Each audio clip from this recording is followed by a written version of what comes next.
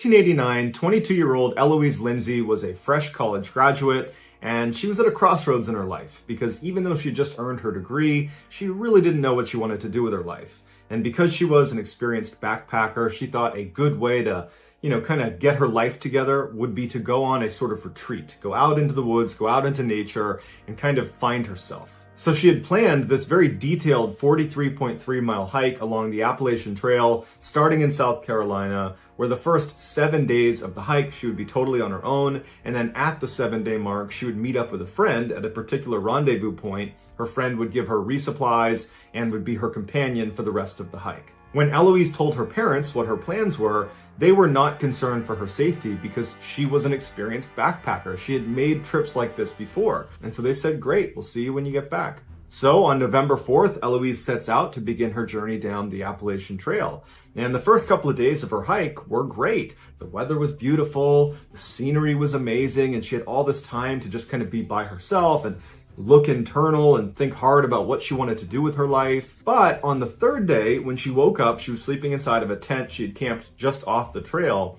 She woke up and she had this intense sense of dread. She couldn't really place where it was coming from, but she knew something was wrong. And she's kind of doing inventory of her life, like, what did I forget? Is there something that I'm just not thinking about right now? But she kind of pushes it aside mentally and thinks, okay, you know what? I'm just going to pack up my campsite here and get hiking, and I'm bound to, come up with what it is that's making me feel this way. So she gets out of her tent and she begins packing up her campsite, and she's looking out, kind of scanning the tree line, not because she was looking for anything, but just because she happened to be looking out. And she could have sworn that she saw a man standing, 30, 40 feet away behind a tree. And she kind of did a double take and was staring at him. It's, it's broad daylight, it's the morning, and they're near a trail. So it isn't like unbelievable that there might be someone near her at that very moment. But she kind of did a double take and she looked at them again, and this person was gone. And she stood there for a minute, just kind of looking in the direction of where she had seen this guy, wondering, is my mind playing tricks on me? Did I really see someone there? Why aren't they showing themselves again? If there was someone there, they clearly must have just been looking at me. Why aren't they, poking their heads out again to communicate with me in some way? We're out in the middle of nowhere. We should be talking to each other. But the guy never shows himself again. And so as she's standing there wondering what she should do, she isn't ready to yell out to this person because there's part of her that's a little bit nervous about yelling out to some stranger in the middle of the woods. But she starts to get this really intense feeling that she's being watched. And it feels an awful lot like the sense of dread she had while she was in the tent. And she's starting to wonder, are my instincts or is my sixth sense picking up that I'm being watched? Like there's some predator out there looking at me right now? And even though she has no way of knowing if that's actually true, she's alone in the middle of the woods. And even though she's experienced, she can't help but feel really vulnerable. And because this guy is just not showing himself again, she feels a little bit threatened. And so she begins to panic and she starts packing up all of her stuff as quickly as she can. And as soon as she can, she takes off down the trail away from that guy she saw in the woods. As she was walking down this trail, she couldn't help but think someone was right behind her. And she kept turning around to see if this person or whoever it was behind her, and no one was ever there. But this visceral feeling that she was being watched, that sense of dread she had, it just was not going away. And so she started walking faster and faster. Before long, she was running, and she's realizing that she's in a section of the Appalachian Trail that's very remote. She's not near civilization. She's not near her next rendezvous point. And so she's thinking to herself, I need to get off this trail. I need to get to a road. I need to get away from here as soon as I possibly can. And so her options were to continue on this trail for several miles, and it would probably take her until well into the night before she was going to reach civilization. Or she could take a shortcut because she believed there was a road that was running parallel to her trail, but it was way down the mountain. It would require leaving the trail and basically cutting through the wilderness to get down to this road. But she was pretty confident it was right down there. And because this threat of this person or thing following her was so intense for her, she decided to leave the trail. She couldn't stand the idea of having to spend another night out in the middle of the woods with this person stalking her.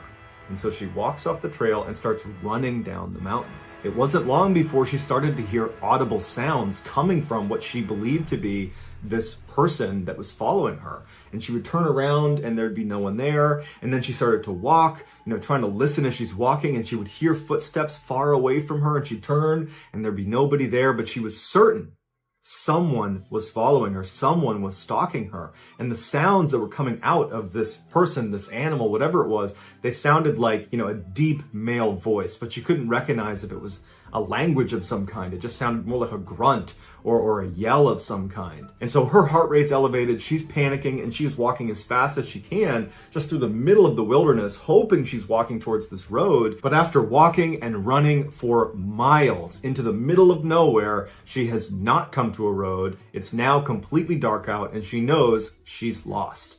And so she has to set up camp in the middle of nowhere, and she knows somewhere out in the middle of the woods is some person or something that is stalking me. And she's all alone. She has no way to contact anyone. She doesn't have a cell phone. It's 1989.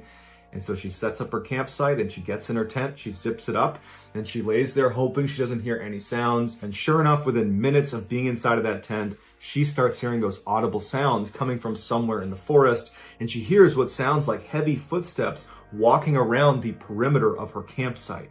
All night long, she hears this. But luckily, they don't come up right to her tent. So there's some separation between her and whatever is making these sounds. And then finally, the sun comes up. She is out of that tent, packs it up, and continues running in the direction she hopes is the road. And of course, all day long, she has that sense that someone is watching her. She's hearing footsteps coming from behind her. She would turn. She doesn't see anything. She would hear that audible grunting sound, that low voice coming from somewhere behind her. But again, she would never see whoever it was or whatever it was that was making the sound. And then again, the sun is starting to set and she has not found the road. She hasn't found a trail. And she's thinking to herself, I can't even backtrack because if I turn around and start walking backwards, I'm bound to run into this very thing I'm trying to escape. And so once again, she sets up her campsite in the middle of nowhere. She gets inside, and as soon as she's laying in her tent, she starts hearing those heavy footsteps somewhere out in the woods, kind of walking around the perimeter of her campsite. She's hearing that low audible sound that she can't quite place. And at some point she falls asleep. She gets up the next morning. She jumps out of her tent, packs it up, and starts running, hopefully in the direction that will bring her to civilization. A couple days later, when Eloise was supposed to meet her friend on the trail at the 7-day mark, and they were gonna finish the hike together, well, Eloise doesn't show up. But after several hours, when Eloise did not show up, her friend left the trail and contacted authorities and filed a missing person report. And the police would launch this massive search for Eloise along the stretch of the Appalachian Trail where she had said she would be. And for the next 14 days, hundreds of police and volunteers and helicopters are scouring this area, and there's no sign of Eloise. And so after 14 days from the time her friend filed the missing person report, the police had to turn the search off, and they say, look, we can't find her. 2 days after the search was terminated, so 23 days after Eloise had initially set off for her trek through the Appalachian Trail, a hunter that was out in the middle of nowhere near the Appalachian Trail discovers Eloise perched up against a tree. She's totally emaciated, she's dehydrated, she's delirious, but she's alive. At first, she was terrified of the hunter because she believed the hunter was this person that had been following her. But when she realized he was there to help, she went with him. She was brought back and brought to a hospital, and she was checked out. And besides being dehydrated and, emaciated, she was okay. And she would detail in multiple interviews and in her official statement that she had been chased for the past almost 3 weeks in the middle of the woods, and she doesn't know who it was or why they were chasing her. And then interestingly, she said right before she was found, so a couple of days before this hunter finds her, this person, this thing, whatever it was that was following her, got so close to her a couple different times that she was so scared she ditched her backpack that contained all of her life-saving equipment, like her sleeping bag and her tent, and it had some food and water in there. She ditched that so she could be lighter, so she could run faster away from this thing that is chasing her in the woods. So you gotta figure, you gotta be at such a high level of fear that you're prepared to ditch the one thing you really require to survive out in the wilderness, which was her pack full of supplies. And then after she's ditched her pack and she's run for some distance, she's got no supplies, no food, no water, she stumbles across this tree in the middle of nowhere that wedged inside the trunk is a cache of donuts and pound cake. And so she takes the donuts and pound cake, and between that and the stream water she had found, That's what kept her alive for the last few days before she was found. Eloise says she has no idea what to make of her experience, and law enforcement were baffled by it as well. Some people think Eloise had a mental break and she effectively made this whole situation up, that she really was lost in the woods, but no one was chasing her and she was just kind of paranoid and running around the wilderness for a couple of weeks. Other people, including park rangers that work that stretch of the Appalachian Trail, believe it's possible she could have been stalked by wild men, which are basically people that live out in the mountains that are effectively feral, that live off the land, and they've been known, according to local legend, they've been known to attack park rangers, and people that live out in that area have claimed to have seen these wild men, and they kind of match the description of what she was describing. But as of right now, there's no official explanation for what happened to her other than she got lost and was found. On September 12, 1982, two off-duty Alaska police officers were off hunting in a very remote section of Alaska about 20 miles away from Anchorage. The only way to get out to this area was by plane or by boat, and so generally speaking, the only people that came into this area were big-time hunters. After a long day, the two men realized it was starting to get dark and they were still deep in the woods, and so they decided it was time to turn around and start heading back to camp. The journey through the woods was challenging, and so the men walked down to the nearby Kinnick River and walked across an exposed sandbar. And as they walked, they noticed up ahead there was a boot sticking out of the sand. And as they got closer, they realized it wasn't just a boot. There was also a human leg bone still in the boot. Being police officers, they knew the importance of not disturbing a potential crime scene. And so instead, they marked on the map where they were, they left the area, and they reported the body to their department. The following day, crime scene technicians came out to that remote area and they very carefully unearthed the remains, which still had women's clothing on them.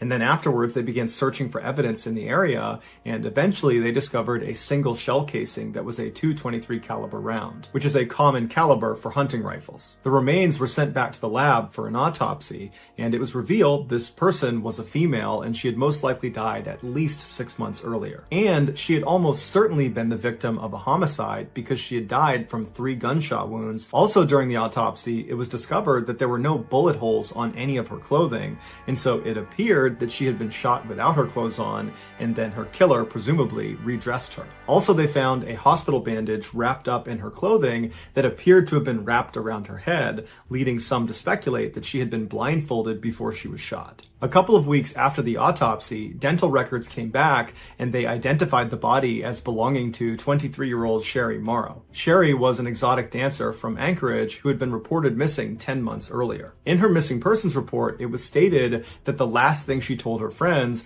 was she had been offered $300 to have pictures taken of her by a professional photographer, and she was going to meet this man right before she disappeared. While police were fairly certain that Sherry's killer was this so-called photographer, they had no evidence that would allow them to search for this person. They had nothing. All they had was this shell casing that was commonly used amongst hunters. And there's lots of hunters in Alaska. So the police reported the finding of Sherry's body to the media in hopes that when they put that out to the world, that someone from the public would reach out with more information. During the police's press conference, one of the reporters asked them, do you think Sherry's death is connected to the other unsolved deaths in that part of Alaska? What they were referencing was 2 years earlier, 2 other women's bodies had been discovered in that rough area where Sherry had been found. One of the women was so badly decomposed there was no way to identify her. However, it was revealed she was probably in her late teens or early 20s. The other woman was able to be identified. It was 24-year-old Joanne Messina, who was an exotic dancer from Anchorage. But there was virtually no evidence at either of the 2 women's grave sites, and so their deaths remained a mystery. Publicly, at this press conference, the police told reporters that they did not believe Sherry's death was connected to those 2 other women. But privately, some officers had their suspicions. Not only had these 3 women met similar fates in a similar area, but over the past couple of years, there had been a significant increase in missing people out of Anchorage, Alaska. And most of these missing people were young women that were either exotic dancers or prostitutes. This convinced many officers that they were dealing with a serial killer, but there just wasn't any evidence to actually prove it, so they couldn't come out and say it publicly. Over the following year, no new information came out about Sherry Morrow or the other 2 deceased women that had been found in that same area, and so all 3 of their cases just continued to languish. Meanwhile, more and more exotic dancers and prostitutes were going missing out of Anchorage, and no one knew why. Then, on June 13th, 1983, the police got a break. Early that morning, a man driving a truck turned onto a quiet Anchorage highway, and as he was making his way down the road, he saw up ahead on the side, there was this woman running towards him, screaming with her hands over her head, and she wasn't wearing pants or shoes. And so obviously he knew something was wrong, and so he pulled over, and as this woman is charging up towards him, he notices she has a handcuff on one of her wrists, and she appears to be a lot younger than he initially thought. She's probably in her late teens. And so she comes running up to his car. He unlocks the passenger side door. She flings herself inside without even asking for permission. She slams the door behind her and then ducks down to keep her head out of the window like she's trying to hide from something out there. Now, this man looked out and he didn't see anyone or anything, but he wasn't going to wait around for whatever it was she was scared of. And so he just made a gut decision to take this girl away from here. And so he peeled off and drove down the road. And the girl, who was very shaken up, couldn't even tell this guy what was going on. She just asked him to please drop her off at a nearby motel. And the man didn't ask any questions. He drove her to the motel and he dropped her off. The girl ran inside and up to her room. And when she ran inside, the motel receptionist sees this girl running in. I mean, she doesn't have her pants on. She's got a handcuff on. She looks terrified. And so she called the police. A few minutes later, the police showed up. They went up to this girl's room. They knocked on the door. The girl opened it up and she was obviously very scared, and she allowed the police inside, and she told them her name was Cindy Paulson and she was 17 years old. The police recognized this girl is terrified. She's not a threat. And so they removed the one handcuff that was still on her. And then they asked her, what happened? And the police officers would say her story was just horrible. But what stood out to them was not how disturbing the story was. It was how composed and brave this girl was as she told it. This is her story. The night before, Cindy was working the streets of Anchorage. She was a prostitute, and a car pulled up, and inside was this wiry, bearded guy with glasses who seemed kind of slight and harmless, and he asked to buy her services. And because she didn't view him as a threat, she agreed and hopped in his passenger seat, and as soon as she sat down, he reached over and put a handcuff on one wrist and then drew a gun on her and told her to be quiet. And then he drove her to this fairly nice neighborhood, pulled into a driveway, he got her out of the car and led her into this house, and he brought her along downstairs into the basement, where as soon as she got down there was a dim light and she saw there was a chain swinging from the ceiling. And he strung her up onto that chain, and for hours he assaulted her. And then after he grew tired of doing that, he told her he was going to go take a nap, and when he came back, they were going to leave this house and go out to his cabin in the woods. At this point, she begged him to let her go, but he really didn't care. He just told her that if she made any noise or tried to escape at any point, he would have to kill her. And then he walked out of the room. And for the next several hours, Cindy remained chained to the ceiling with half of her clothes off, wondering what horrible thing was going to happen to her next. Eventually, her attacker came back in the room, and he untied her from her chain, and he walked her upstairs to his living room, where he very proudly showed her a number of hunting trophies he had, and he began telling her about how much he loved hunting and where he went hunting. And it was at this point that Cindy realized this guy has no intention of keeping her alive. He's shown her his face, his house, his car. He's told her about places he likes to go and things he likes to do. He's given her all this information about himself. She is a huge liability to him. And so it dawned on her that if she didn't find a way to escape, she was going to die. After the trophy tour, the man led Cindy back out to her car, he put her inside, and then he drove to a nearby small airport where he said his plane was. And so he pulled over to their hangar, he got her out of the car, and he put her inside of the plane. And as Cindy is sitting in the plane, she's watching this guy load gun after gun and bag after bag of what looks like military supplies into this plane. And so she knows that this is the moment. I have to escape right now, because as soon as this plane takes off, I'm done for. And so at some point when this guy went over to his car to get something and his back was turned to her, she jumped out of the cockpit of this plane, she fell to the ground, she got up and just began running out of the hangar. And she managed to get out of the hangar and began turning the corner and running towards this forest right as she hears this guy charging after her, screaming that he's going to catch her and kill her. And so she just keeps running for her life all the way into this forest, all the way to that highway before she finally stopped and turned around and she saw the man had stopped following her. This is when she went onto the highway and she flagged down the guy in the truck who brought her to the motel. The police were shocked by her story. It sounded totally unbelievable, but she was so genuinely scared and so detailed that they believed her. And so they told her they would have to bring her to the hospital, and on their way to the hospital, she demanded they go back to that airport that she had been held at so she can try to identify the hangar she had been in, and hopefully the plane would still be in there. And so the police comply, they go into the airport, and Cindy points out the hangar she believes she was in,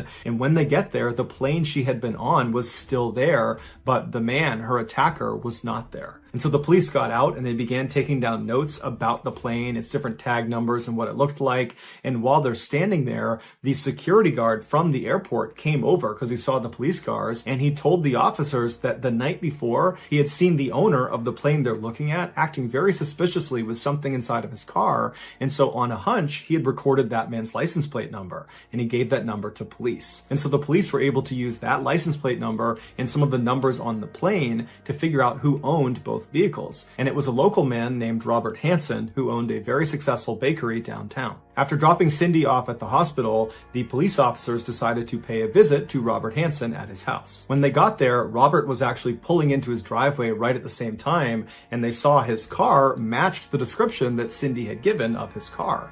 And then when Robert got out of his car, he matched the description that Cindy had given of her attacker. When Robert saw the police parked outside of his house, he immediately invited them over and said, what can I help you with? And the police said, we'd like to talk to you. Can we go inside? Robert invited them inside, and when the police went into his house, it matched the description that Cindy had given of his house with all the hunting trophies everywhere. And so they sat down and they asked him what he was doing the night before, and he said he had spent the night with some friends, and he had their contact information, and if you needed to talk to them, you could, but they would say he was with them. When the police asked if they could have a look around his property, Robert immediately consented and said, you can look anywhere you want. And so the police searched his property, but found no signs that Cindy had been attacked there.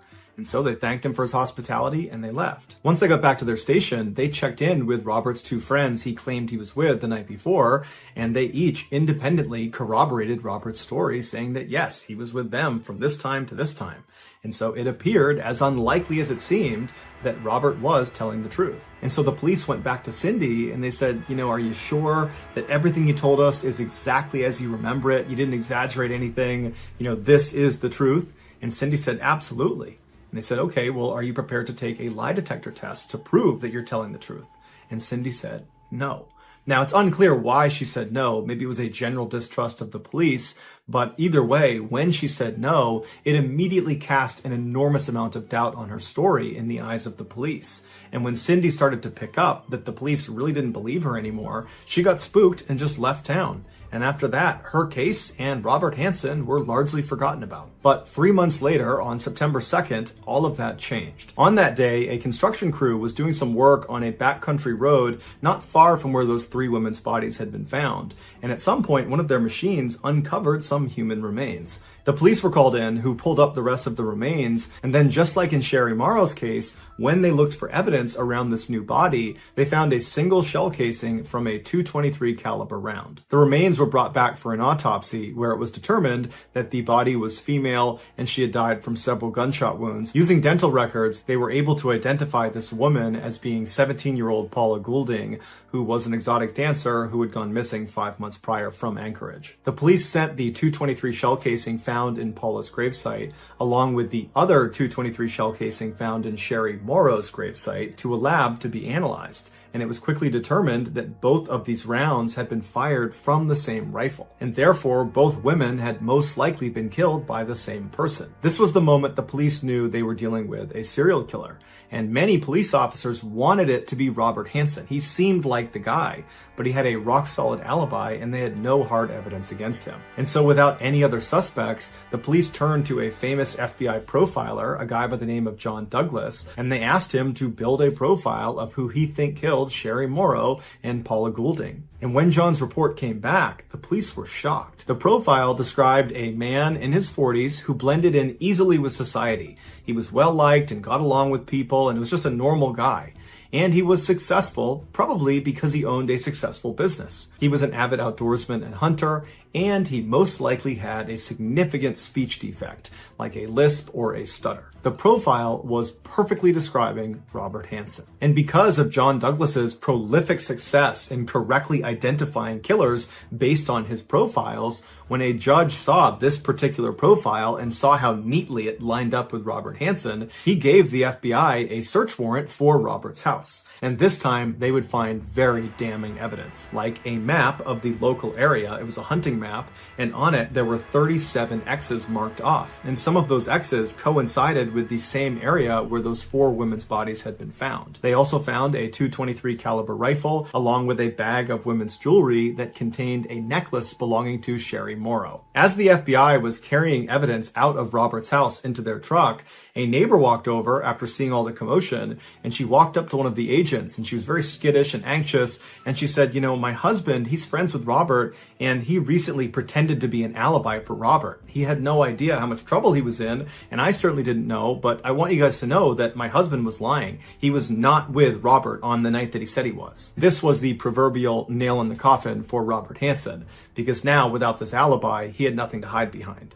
And so when the police approached Robert with their overwhelming evidence against him between what they found in his house and this now recanted statement from his former alibi, Robert said, okay, I'm going to confess. But there was a catch. He was only willing to confess to murdering the 4 women whose bodies had already been found by police. Now, the police knew Robert had almost definitely killed more people, and so at this point, they just wanted to know who the other victims were and where they were. And so they offered Robert a deal where he would confess to those 4 murders and then give additional information about other victims, where they were located, who they were, what happened to them. In exchange, they would not prosecute him on any other victims he named. And so Robert agreed to these terms, he signed the deal, and then he gave a full, horrifying confession. He said he would drive around Anchorage at night and look for young, vulnerable women that were all alone. These were usually prostitutes out on the street, or they were exotic dancers he would try to befriend inside of clubs. And when he approached these women, he would tell them he was a professional photographer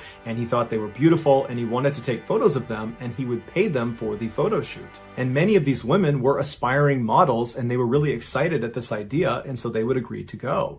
And so Robert would tell them to meet him the next day at a particular location, which was usually a fast food restaurant. And Robert would show up much earlier, and he would hide in his car, and he would wait to see when they showed up if they were alone or not. And when he saw they were alone and they had no one to help them, he would drive up and he would ask them to get in his car. What these women couldn't see was on the inside of the passenger side door was a handcuff that was already latched on to the door itself, and there was an open cuff waiting for them as soon as they got in.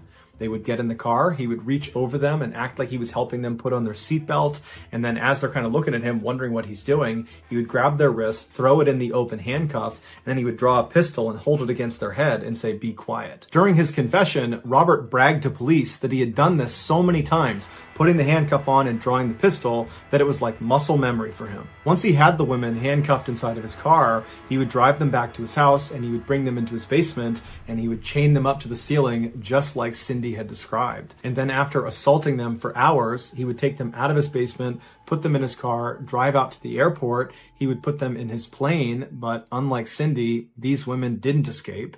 And he would take off and he would fly them out to his cabin, which was not far from where those 4 bodies had been found. Once he got the women into his cabin, he would undress them and put a blindfold on them, and then with their handcuffs still on, he would assist them out the front door and tell them to run. And they would take off as fast as they could into the woods, running into trees, falling over, but just running for their lives, believing their ordeal was now over. They just had to get away from this guy. But what they didn't know is their ordeal was just starting.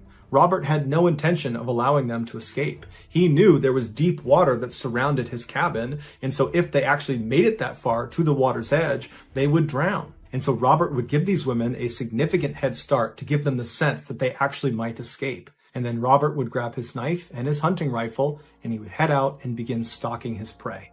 And for the next several hours or days, he would walk around the woods looking for these women, and he would just stay off, watching what they were doing. And at some point, he would sneak up on them, and he would wound them intentionally, usually with his knife, and then he had a blood trail to follow. And he would follow these dying women who were screaming out for help, and at some point, these women would know they were going to die. There was no hope for them, and they would collapse or they would stop, and at that point, Robert would walk up to them, and he would shoot them.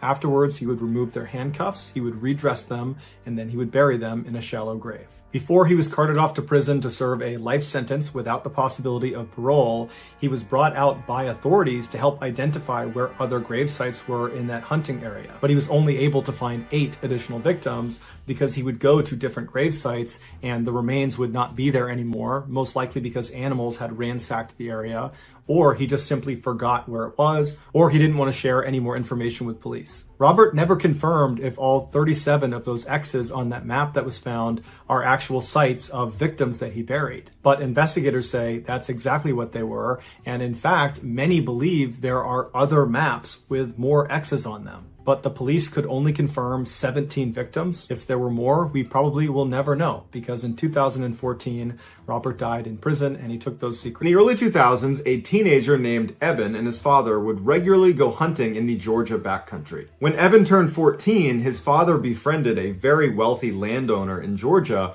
who offered them access to one of his best private hunting areas. And just a couple of days later, on October 5th, Eben and his father would take him up on the offer. They woke up super early and they drove out to the edge of this property that was actually fenced in. And they went to a main gate where they had the combo that this guy had given them. They punched in the combo, opened up the gate, drove in, shut the gate, locked it, and then continued down the access road. They followed this road for about 2 miles where it came to a stop right outside of this huge forest. They parked their truck, they got out, they put on their gear, and in the pre-morning darkness began hiking into the woods. Even though they were there primarily to hunt, Eben and his father secretly enjoyed just hiking around the woods and camping out, and any chance they got to extend their hunting trips, they would, even if the hunting wasn't good. And so since they spent a ton of time in the woods together, they noticed almost immediately when they walked into this particular forest that something was off. There's no birds, there's no animals. Silence. It's just totally silent. The only sounds they heard that were not them was a single plane that passed overhead. Although they found this very odd, they figured, you know what, this is private property, not a lot of people are out here. I'm sure as soon as we showed up, the animals were aware of us and they've scattered. They finally make it out to the hunting stand that the owner had told them about. They get all settled in, they're getting ready to see some animals. And all day long, they don't see a single animal. They don't hear a single animal. In fact, again, it is just completely silent. Frustrated, they began packing up their stuff, making their way down off the stand, and they started looking for a place to make camp for the night. And Eben's father suggested, well, hey, there's obviously nothing over here. It's been quiet all day. Why don't we walk deeper into the woods a little ways, set up camp there, so tomorrow we have a better chance of seeing some animals. So they hiked for about an hour farther away from where they parked their truck, and they reached this clearing, which is perfect for setting up their camp. And so they set up their tent, and Eben's father says, hey, we still got some daylight. Do you want to go try our luck and see if we can see some animals out here now? Eben's like, yeah, why not? So they hike a little ways away from their campsite and they set up their blind, and once again, they don't see any animals. It's totally quiet. And so they turn around and they start heading back. As soon as they could see their campsite, which really was just their tent, they noticed that their tent was now collapsed. And Eben's father turns to him and says, oh, it must have been the wind. And Eben says, no, it couldn't have been the wind, because all day today we have been commenting on how quiet it is and how the fact that there's no weather, no wind, no anything is heightening the fact that it's completely silent. So it could not have been wind. So Eben's father is like, well, when you set the tent up, did you not put the posts into the eyelets? Did you not build it correctly? And Eben's like, no, I've made that tent like 1,000 times. I know it was set up correctly. They walk into their campsite and they look down at their tent, and they're really confused at what they see. The 2 rods that go in an X over the top of the tent that thread through nylon loops and then anchor at 4 different points on the base of the tent, well, they had been removed from the 4 corners. And if you know how a tent works, it works on tension. And once you have a rod anchored in 2 points, it doesn't just pop out.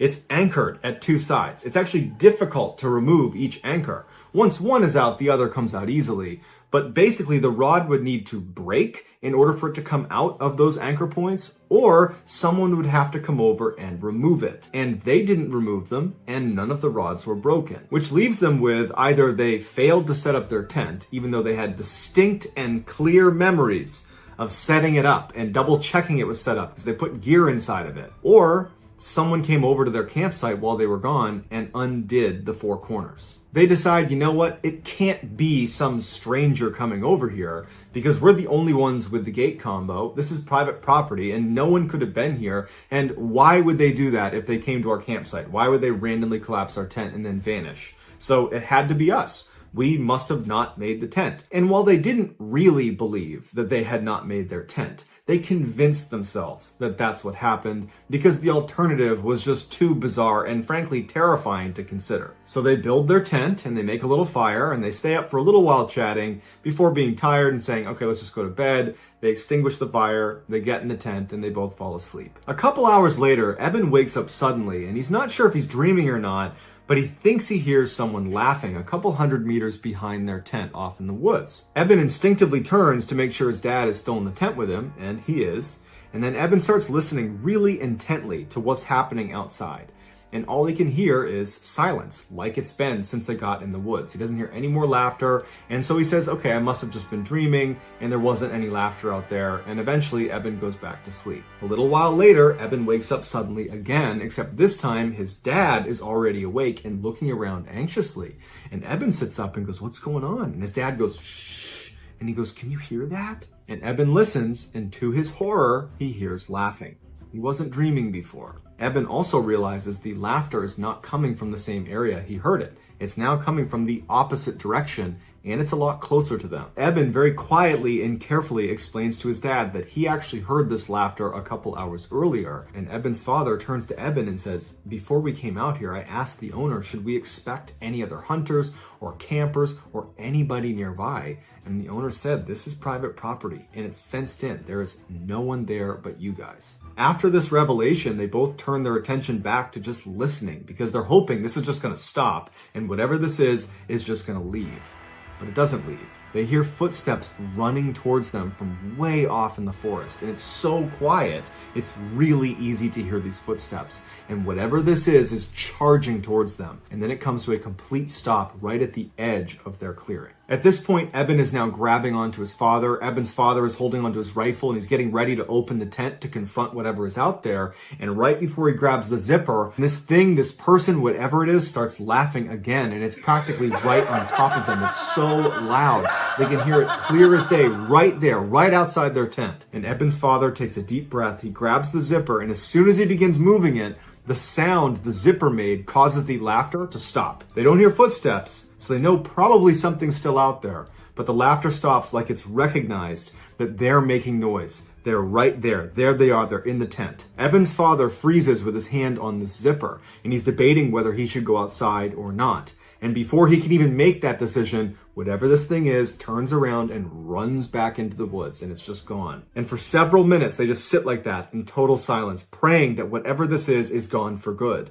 And after several minutes, when they don't hear anything, there's no more laughing, there's no more running, Eben's father re-zips up the tent, puts his hand back down, and they're both left just sitting there thinking, what the heck just happened? Eben and his father would stay up all night, and they would barely speak, because whatever this thing was had heard them when they moved the zipper. And so they were really afraid of making any sound, even little sounds, because it's so quiet, sound travels really far, and they don't know who or what is out there. And so in silence, holding their guns, they're just waiting for the sun to come up. And as soon as it did, they were up and out of there, literally running out of the forest, checking over their shoulder the whole time all the way back to their truck. And so to this day, they have no idea who or what the heck was running around out there. And they told the owner of the property about it, and the owner just said, it's not possible. We have a totally gated in private piece of property, and there are cameras watching the only entrance. And you are the only ones that went in or out over that time period. And prior to that, we monitor this property.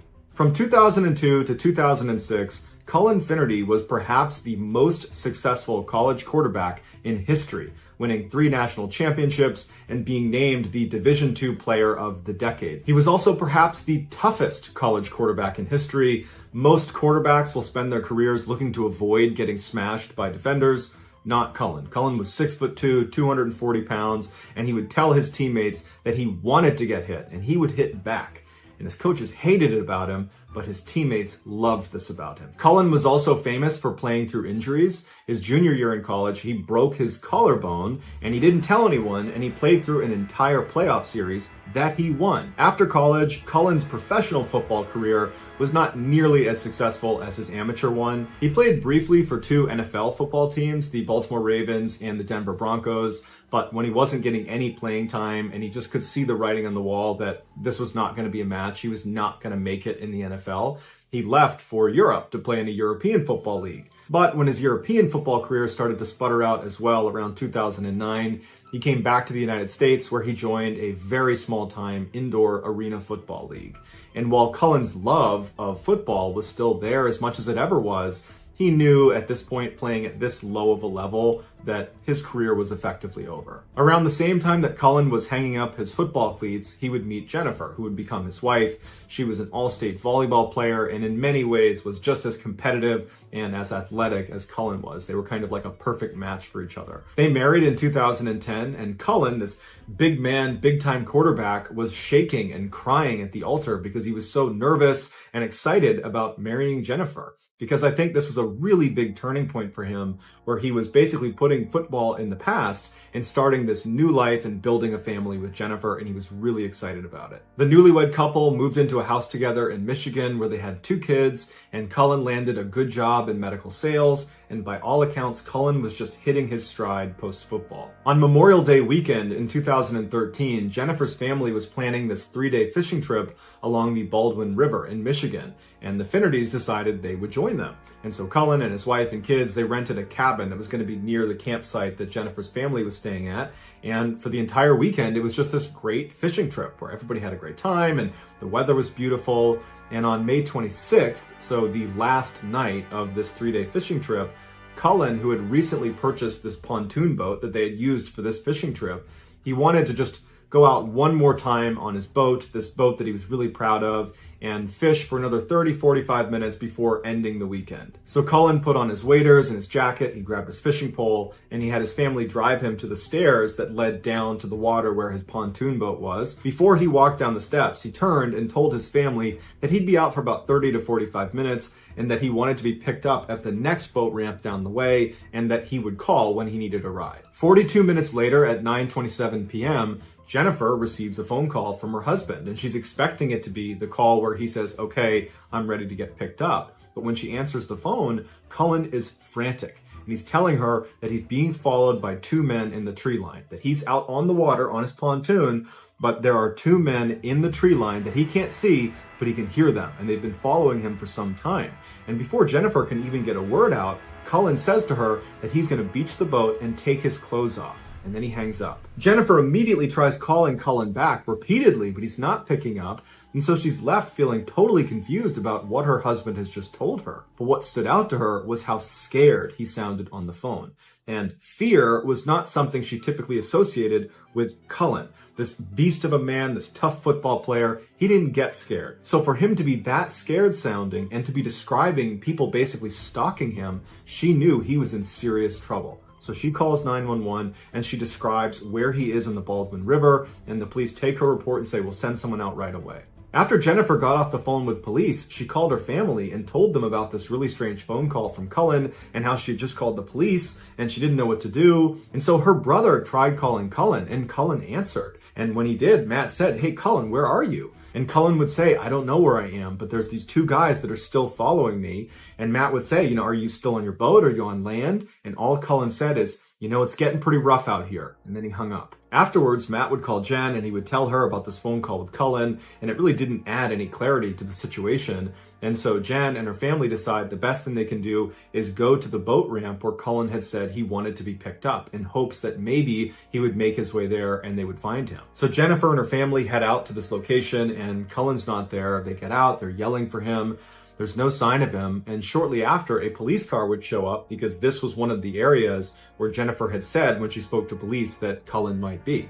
And so the police officer gets out, they take an official statement from Jennifer, and at this point they file an official missing person report. Before the police began looking for Cullen, they reached out to his wireless service provider and they asked them to ping his cell phone from the tower. Any service provider has the ability to roughly triangulate the location of a cell phone based on the last few locations of the phone. The last 4 locations that the service provider pinged for Cullen were up to 4 miles apart from each other, which was bizarre in its own way, because the idea that in a very rugged, rough area in a very short amount of time that Cullen had been moving 4, 5, 6, 7 miles just to get to these different points, that didn't really make sense. But also when they looked at these points on a map, it looked like each of them was either near a paved road, or in order to get to them, you would have had to cross a paved road. And so they're thinking to themselves, why does he keep moving point to point if at any one of these locations he's near relative safety? But as strange as these 4 locations were, the police now had a really solid starting point. So they dispatched people to each of these points, and they began combing along the river where he had last been seen. And within an hour, they discovered his boat. It was a little ways down from where he had been dropped off. It was missing an oar, and it was basically beached on the side of the river. It wasn't clear if it had been intentionally beached, but Cullen wasn't in it, and when they searched around the area, they couldn't find any sign that Cullen was in the area. They were yelling for him. He wasn't yelling back. Interestingly, a man who owned property near where the pontoon boat was found reported to police hearing screaming or yelling coming from the area where the boat was found around the same time that Cullen went missing. But despite this piece of information, it didn't actually help them discover where Cullen actually went. For the next 48 hours, police and hundreds of people searched in the areas where his cell phone had pinged and along the river where his pontoon had been found, but there was no sign of him. Then, on the evening of May 28th, approximately 48 hours after Cullen had gone missing, they discovered his body. It was located less than a half mile away from a paved road, and it was situated in between those 4 points that the cell phone provider had given. He was laying completely face down with his right arm under his body and his left arm over his head, clutching some grass. When they rolled him over, he had some blood coming out of his nose, but besides that, there was no significant trauma anywhere on his body. Cullen appeared to be wearing all of his clothes. However, it was noted that the strap on his waders was really badly twisted. Now, if he had never taken his clothes off, that would have been something he would have fixed. It would have been very uncomfortable when he started this trip to go fishing. That would have been something he would have fixed. Now, he said to his wife on the phone that he was going to be taking his clothes off, which there was no explanation for that, but he clearly said that to his wife, and she reported that to police.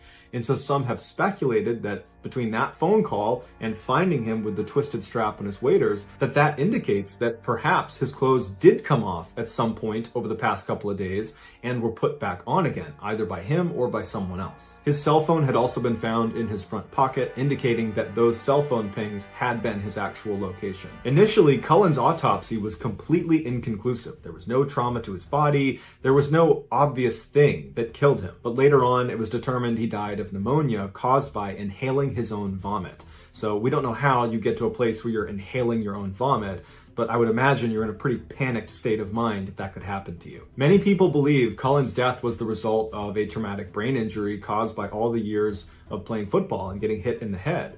And so that can lead to paranoia. And so perhaps this was a fit of paranoia. He got turned around, he got scared, he thought somebody was chasing him.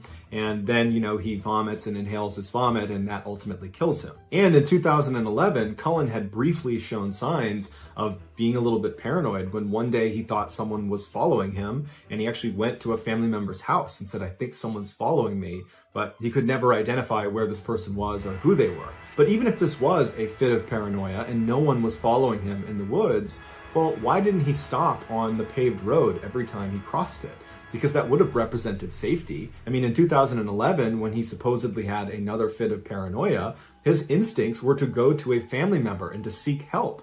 And so you would think his instincts in this situation would be similar. He would seek help. He would seek safety. But he continuously left safety. He left the road. He left his boat. His boat was safety. Why did he leave his boat? And even if we turn this around and we say, no, it was not a fit of paranoia, that he was in fact being followed by someone or something in the woods, well, then why would that prompt him to call his wife and say, I'm going to get out of the boat and take my clothes off, and then proceed to walk 4, 5, 6, 7 miles in a very short period of time, crossing over a paved road at least 1 or 2 times and not stopping, not signaling for help?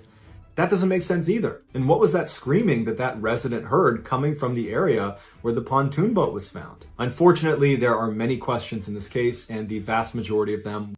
From the 1950s until present, a Canadian family has owned this very isolated cabin in the middle of the Ontario backcountry. It was the only property on this very small lake. There was 2 others across the lake, but they were pretty far away. And with the exception of the side of the cabin that was facing the water, The rest of it was surrounded by really dense forest that went on for quite a while. About 2 miles away from this cabin, on the other side of this dirt road, was this huge wildlife reserve that was pretty much just a huge forest that was protected. And anytime the family was visiting this cabin, the kids would at some point go into the reserve and go explore. In 2001, when the family was at the cabin, the kids were across the road over at the reserve, and they decided to walk down this particular trail that they hadn't seen before, and they just started walking. And for about 30 minutes, they're seeing new areas they hadn't seen before, and then they come to this clearing, and there's all these abandoned houses. At first, there was a little debate about whether these were actually abandoned, because they did look like they were in pretty good condition. But when they walked a little bit closer, it became very clear that nature is reclaiming this land. Grass is up to your waist, there's vines growing up the side of the houses. There were cars still parked in driveways that were totally rusted out, and grass is growing all through them, and so they knew these were abandoned. They walked up to the first house they saw, and they looked in, and they couldn't believe what they were looking at. It was like whoever lived here had left without taking anything. The house was still totally furnished. In fact, their dining room table still had plates and cups and forks and knives, like they had just had dinner and then just got up and left. They start talking about going into these houses and looking around inside, but they started wondering, is this a museum? Is that why everything is in such good repair? Should we not go inside these houses?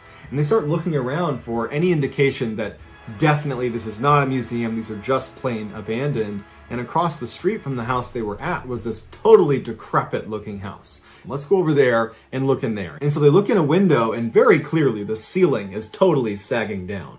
And the first floor is buckling completely, and there's clothes and shoes scattered everywhere. And so for them, this was confirmation that this is no museum. These are abandoned. We can totally go look around inside. And so for the next couple of hours, the kids explored all the houses that looked structurally sound, that weren't going to collapse on them. And it was just fascinating. There was all this stuff that was left behind that was fairly valuable. And they didn't take anything. They just thought it was very cool. And after a while, they decided they had seen enough, and they turned around and headed back to their cabin. After they got back, they told their parents about what they found. And their father was like, man, that sounds awesome. I want to go check that out. And so that day, they went right back over to the abandoned houses. The first house they showed him was the really decrepit looking one where the ceiling was sagging and there was women's shoes and clothes all over the ground, to show him for sure these are abandoned, because we had some doubts at first too. These are definitely abandoned. So they look at that house, and then they went back to the very first house they saw when they walked into this complex, the one that was in great condition and had the dining table still set. So they go inside and they go upstairs, and they find this bedroom that, like everything else in the house, is totally intact. You got pictures on the wall, it's fully furnished. There's even still sheets made on the bed. In the pillow, it's got a head imprint from whoever was there last. And at the foot of the bed is this beautiful fur coat. And the father walks over to it and he looks at it and he's like, this is real fur. This is a really expensive coat. I want to take this for our family. But before he took it, he had a hesitation. Is this really abandoned? If someone had been here, they would have seen footprints all over the house, just because there's grime all over the ground, and they can clearly see their footprints from where they've just come in. And he's like, no, this is just a weird situation. It's definitely abandoned, and finders keepers. And so he picks up the jacket and he says, I'm going to give this to mom after I clean it up. And so with the jacket in hand, the father and the kids explore the rest of the house. And when they go outside, they realize it's starting to get late and it's probably time to head back. And so they turn around and they start walking away from these houses towards their cabin.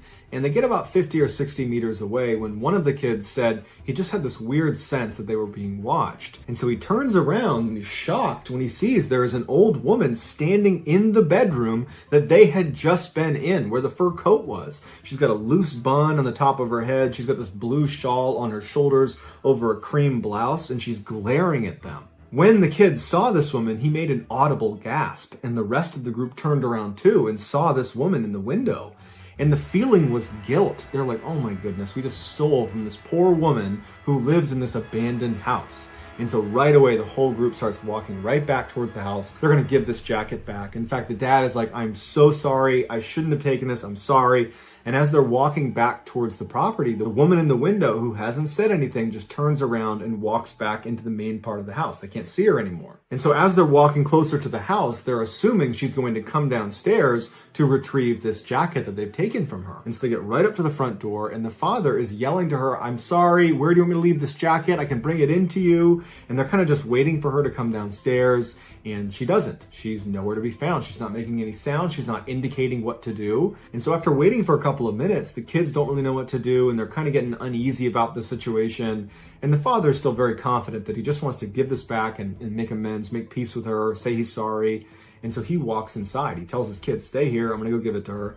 And he goes inside and he disappears upstairs. And then all of a sudden, from across the street in that decrepit house with the caved-in ceiling, they hear one of the second floor windows come slamming down. And at the same time, their dad comes charging down the stairs, no jacket with him, and he's saying, go, go, go. And the kids are spooked from the window getting slammed, and they start running away until they're about 100 meters away from these houses. And they stop, and they're panting, and they're out of breath. And the kids ask their dad, what happened? And he says to them, I looked everywhere upstairs and I could not find that lady. I don't know where she is. Either she's hiding from us or something, but I happened to be looking out at that other house. Something caught my eye. There was movement, and I saw another person in the second floor of that building that's falling apart. And I watched them slam the window, and then as soon as I did, I heard someone yell, get out, and I ran out after you guys. Now, the kids and the dad are absolutely terrified, and they want to leave, but they also want one more look at these buildings before they do. And when they had run away, they had stopped behind this big group of trees that obscured their view to the buildings. They were out of sight. And so they begin to peek their heads around the tree until they can see the building, and they can't believe what they see. Standing in the window of the fur coat room is not only the old woman, but also a very tall man who's holding her shoulders and is bending down because his head is too high to look standing. He's crouched down and he's looking out the window next to her, and they're both glaring towards them. The father and his kids are practically falling over themselves to sprint away and back to their cabin. To this day, that family has no idea who those people were, what they were doing there, how they were able to move around without making any noise and consistently hide from them and not leave any footprints. It was all very strange and terrifying stuff. And then the government ended up demolishing those houses almost immediately after they were there. And so they'll never get any answers because everything's gone. On June 7th, 1951, two families from Santa Fe, New Mexico met up at the Santa Fe ski basin to have a picnic together and to enjoy the mountain air. During the summer months when there's no snow on the ground, the Santa Fe ski basin is a very popular location for hikers because the terrain is very rugged, and if you get up to the top of the basin, there's these incredible views overlooking the valley. But on this day, the two families decided they wanted to have a picnic at the base of the basin, basically looking up the mountain. As the parents were setting up the picnic site, the kids started playing together. And that was Larry and Janet McGee, who were brother and sister aged 7 and 5 respectively, and Stephen Cross, who was 3 years old. After they finished setting up their picnic site, they look around and realize the kids are gone. And they're thinking, we just saw them like 2 minutes ago, so they can't have gone very far. And so they start looking around for their kids and they can't find them. They're yelling out for them and they're starting to get a little bit more worried. And they start branching out farther and farther, and they realize the only other place they could have gone is up into the woods, which are very steep and very rugged. So they're thinking, well, they can't have gone into the mountains. That would be impossible for these young kids to get very far, and they aren't responding to our calls. It's possible they could have been abducted. And so one of the parents ran down to the main building of the actual ski resort where they kept a staff member in there during the summer months. And they were able to get inside and use a phone, and they called authorities. So the police come out and they set up these huge spotlights that are aimed up at the mountain. And so the idea was, if the kids did get up into the mountain somehow, they would see these lights and hopefully walk down to them. After they set up the spotlights, the police began combing the side at the mountain in hopes that the kids were not abducted. But despite the spotlights and hundreds of searchers and people yelling out for these kids, they never heard back from the kids. They didn't find them. And so all night they're looking for them, and they're realizing that there's a pretty good chance they're probably not here. And that means they probably were abducted. And so by the following afternoon, things were really starting to look grim. There was no sign of these kids anywhere. And that's when a searcher who was way outside of the primary search area, they were about 3.5 miles away, thousands of feet up in elevation. They're up there and they're looking around and they're getting ready to leave when they see something out of the corner of their eye that looks like a person. They turn around and one of the kids is poking their head up from behind a log. And the searchers run over to them, and sure enough, the 3 kids were actually inside of this downed log, and they were all okay. As the searchers are picking them up and calling this in, they're thinking to themselves, how in the world did these kids get so far away? Once the children were brought back down to the search headquarters and were reunited with their parents and were checked out by a doctor who said, yep, they're a little dehydrated, but they're okay. After all that was done, the police asked them the question that everybody was thinking: how did you get where you were found? And Larry, the oldest of the group, he was 7 years old. It took him a minute, but eventually he said, they were playing around the picnic area and they went just barely into the tree line when all of a sudden a bear came out from behind a tree and began chasing them. And the three of them ran 3.5 miles up a mountain to find this log, which they jumped inside of, and they hid inside of this log from this bear, which apparently was patrolling the area looking for them. And in addition to this bear that was apparently walking around the area looking for them, Larry said they were especially scared of the gorilla that was walking around the area looking for them as well. Now, it's easy to discount Larry and the kid's story because you could say, okay, well, the gorilla they saw was actually just a searcher looking for them.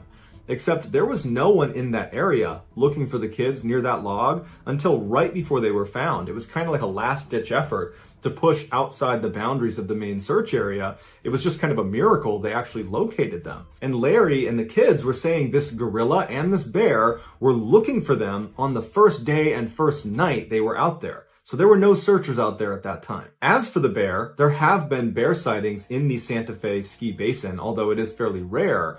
But if it was a bear that was chasing these kids, it would have caught them.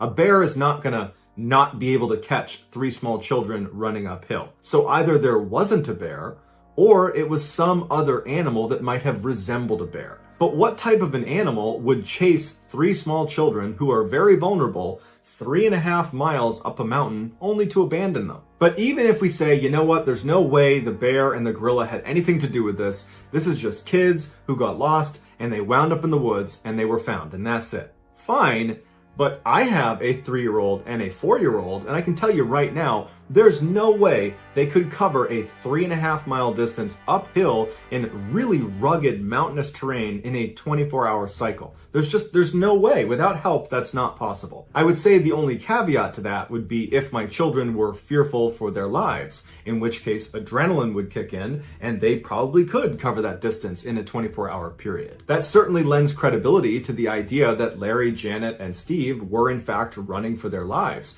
and they had that adrenaline kick, and that's how they were able to cover that distance. But were they really running from a bear or a gorilla? We don't know, and there's been no further investigation into this case, and I think that's because the kids were found alive. The parents, the police, they're happy, and everybody moved on.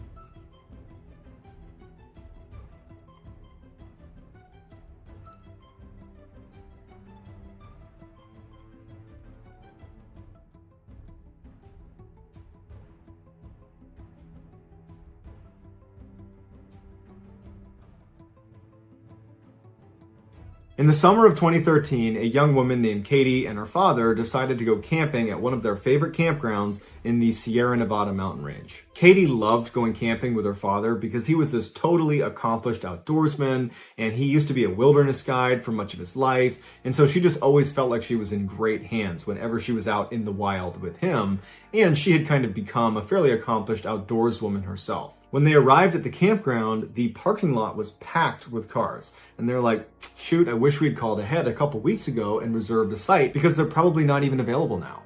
But they went to the front desk and they were like, you're in luck, we have one available, but it's the one that's way over there. It was this one campsite that was kind of isolated from the rest of the campground. It was far away from the bathhouse, it was far away from where you go swimming, and it was far away from the parking lot. It was just like really inconvenient. And whenever they came camping here, it was like the one site they didn't want to use.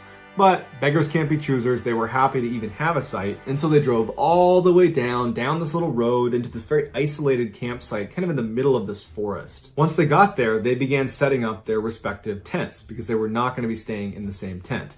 they each had these very small backpacking tents, which were so small that you could either zip it up all the way and stay warmer and more protected, but you had to sleep in a ball because your legs would not fit otherwise. Or you could unzip the front of your tent, and when you lay down, you could extend your legs fully, but your legs are protruding outside of your tent. So you could only do that in warmer weather and if you were comfortable having your legs poking out into the wilderness. After they set up their tents and they get their coolers set up and they have all their stuff kind of the way they want it, they go out hiking for the rest of the day. When they come back, they're totally exhausted, they fall asleep, and nothing of note occurs over that first night.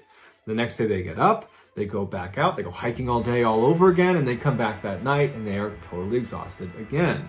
And they get into their tents and they go to bed. And this night, something of note would happen. At about 3 a.m., Katie wakes up and she hears footsteps walking towards the campsite from a little ways off. They're in the woods somewhere. And she's thinking, okay, it's got to be my father because he's diabetic and every night he gets up to go to the bathroom maybe 3-4 times, and he probably was just walking to the bathhouse and now he's walking back. But she realizes the bathhouse is over here, not over here. So what is he doing walking towards the campsite from this side? The footsteps come out of the tree line, they come into the clearing that is their campsite, and they stop about 2-3 meters outside of Katie's tent. Now, there were no windows on Katie's backpack tent. There was just little vents at the front and the back that kind of pointed down, and so she couldn't see out anyways, and there was no illumination out, so you can't even pick up a silhouette.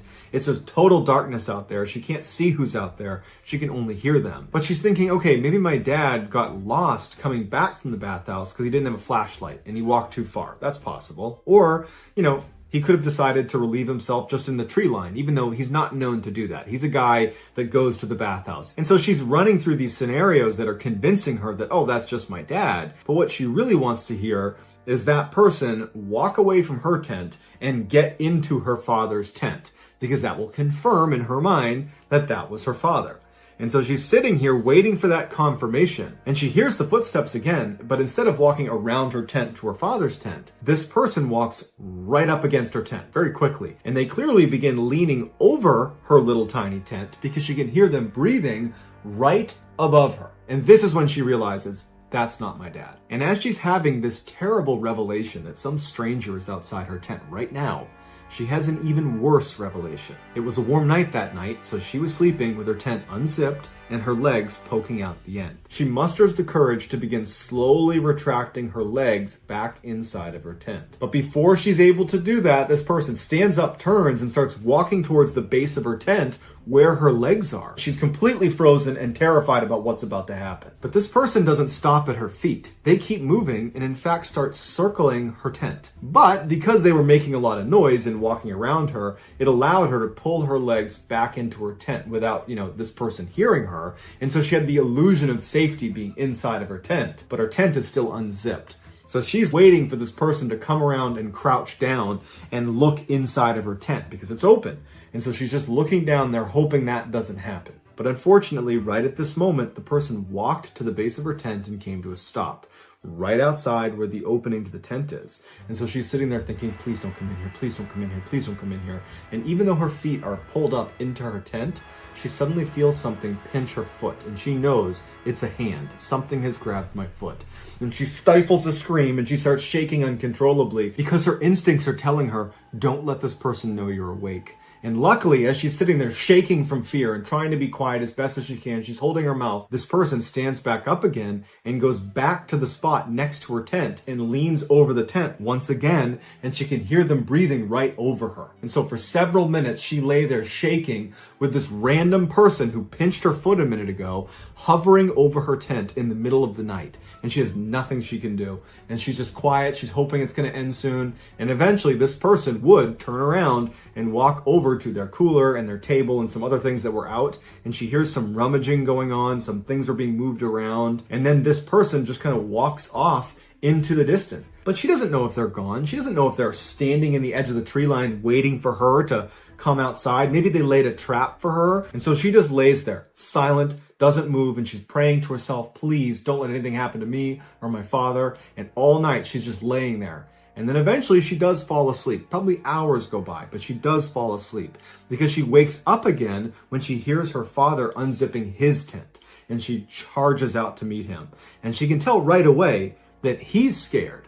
And before she can even say or begin to describe what's happened to her, he says, "Were you outside your tent last night at about 2, 3 in the morning? Because I heard all sorts of commotion near our cooler. I wasn't sure if it was an animal. I wasn't sure if it was you." And she starts telling him, "No, this is what happened to me." And as she's describing what happened to her, he looks behind her at the picnic table, which was next to their cooler, and they had their backpacks on it. Basically anything that didn't fit in their tents, they kept near this picnic table. And he points at it. And she turns around, and any item that was in the cooler or in their backpacks or that was just out has been stacked in a pyramid formation on this table. Clearly, the guy who was here last night did this for some reason they don't understand. And as they go over to look at it to see if anything's been taken, they notice this track of footprints, like these heavy footprints that have been going around and around Katie's tent. So she clearly wasn't imagining it. And so that instant, they packed everything up, got in their car, and they left. And to this day, they can barely talk about it with each other because it's all the things that could have happened. The father felt horribly guilty because he clearly heard this person, but didn't leave his tent. And his daughter was clearly in danger. And his daughter's thinking, the tent was open. This person was crouched down, reaching into my tent, grabbing my feet. Like, that's such a horrifying image. And so this has been completely traumatizing for them, and they just don't talk about it anymore. One, Brian Kendall and his young family were tired of living the busy city life. He worked in Baltimore, Maryland. He was a carpenter by trade, but he and his wife, Belinda, had grown up in the country in West Virginia, and they decided to move back there, even though that would mean a multi-hour-long commute for Brian to get back to Baltimore to do work, because he still worked in Baltimore. So Brian and Belinda start looking for places to live in West Virginia, and they find this nice home in Slanesville, West Virginia, which is a population of 182 people last time I checked. The house itself had more of a cabin feel to it. I mean, it was way out in the middle of this forest, no neighbors anywhere. It was a ranch style, so single floor, and basically everywhere you looked was just pure forest. So this cabin is super isolated, but Brian and Belinda had come from a neighborhood that wasn't very safe, and they didn't like sending their kids outside without supervision. Now, living in the middle of nowhere, they could at least let their kids go outside and not really worry about them. So even though it might have been lonely, they felt like it was at least safe. And Brian went out and got a beautiful, friendly black lab dog to come and protect the property, and her name was Coco. They loved Coco. She was very protective of the kids right away, and she blended in with the family immediately. And very quickly, the family really took to living in Slanesville. They loved their new home and their new life. Everything was just going so well at first. Shortly after they had moved into the house and finally unpacked, Belinda invited her brother as well as her brother's wife and daughter named Jordan to come over and check out the house. And so they come over. Belinda had gotten a cake and some balloons, and she planned on throwing a little mini surprise party for Jordan, who was about the same age as her kids and had recently had a birthday, and so they figured they would surprise her, give her some cake, and have a little impromptu birthday party. After cake, the kids went into the living room and were playing in there together. The living room was right next to the kitchen, and so the adults were in the kitchen having coffee and chatting, and as they're chatting, they all noticed something very strange going on in the living room with the kids. The kids had taken all of the balloons and brought them into the living room, and they had all floated up to the ceiling, and there was pretty high ceilings inside of this living room. And as the adults are looking in the direction of the kids and these balloons, they notice one of the balloons comes down from the ceiling, but the string is tight, as if someone's holding the balloon and pulling it down, but no one was pulling on the balloon. The adults stopped talking, and they've all noticed this, and they're all looking at it, because it looked very unnatural. The balloon stops right in the middle of the room, and it's a ways away from the kids, and the kids haven't noticed it. And the parents are just quietly watching this balloon, and no one knows what to make of it. No one's even commenting that this is happening. They're all just quiet and watching. And the balloon starts moving across the room over to where Jordan was. Jordan notices the balloon for the first time. She turns and goes, "Thank you," as if she's talking to someone, but no one's there. She reaches out to take the balloon, and as she goes to grab it, it drifts right back up to the ceiling, as if someone had been holding it and let go of it. And Jordan kind of grabbed for it, watched it go to the ceiling, and then Jordan just turned around and kept on playing. That startled everybody. They could make sense of a balloon coming down and then moving. The helium could be leaking, there could be a draft in the room, but for it to go right back up and look like someone had released it, they couldn't explain that. And so the parents go right in the living room. They're looking at each other. The parents are, and they're like, "Did you see that? What was that about?" And they grab that balloon down from the ceiling, and they're trying to replicate what they saw. And they're kind of looking at each other like, "Are we going crazy?" And they go over to Jordan and they say, "Hey, who were you talking to a minute ago?" And she couldn't really articulate anything. And they said, when the balloon was right here in front of you, who are you talking to? And she stops and kind of thinks about it for a second. She's a young kid, she's like 2 or 3 years old. She thinks about it and she points in the direction where no one's standing and goes, him. The parents look in the direction of where she's pointing. They look at each other and then they start laughing because they're like, okay, we're scaring ourselves. Obviously, the helium must have come out and maybe there's a draft and she's 3. She doesn't know what she's talking about. She's probably got an imaginary friend. Like, we're just scaring each other. Let's just drop it. Let's forget the balloon. And so they do. They forget the balloon and they don't think about it again. But after Jordan and her parents leave, Belinda and Brian would say to each other, like, that was pretty weird. A couple of days later, Brian asked his daughter, Blair, who was about 5 or 6 years old, if she wanted to come with him and go explore the back forest behind their property, because Brian had been working so much, he hadn't really had a chance to go explore, and he figured now's a good chance to go. Blair's super excited. The two of them go out into the backyard and they start walking around. And after walking a bit of a ways, they stop because they see something in the middle of the forest that shouldn't have been there. They see this van, like a vehicle, that looked like it had been set on fire at one point. It's totally charred. It's basically just a frame. And it's parked in the middle of the forest. And there are no roads anywhere. And they go in the back of the vehicle and look inside, and there are all these burnt stuffed animals and kids' toys that are in the back of this van.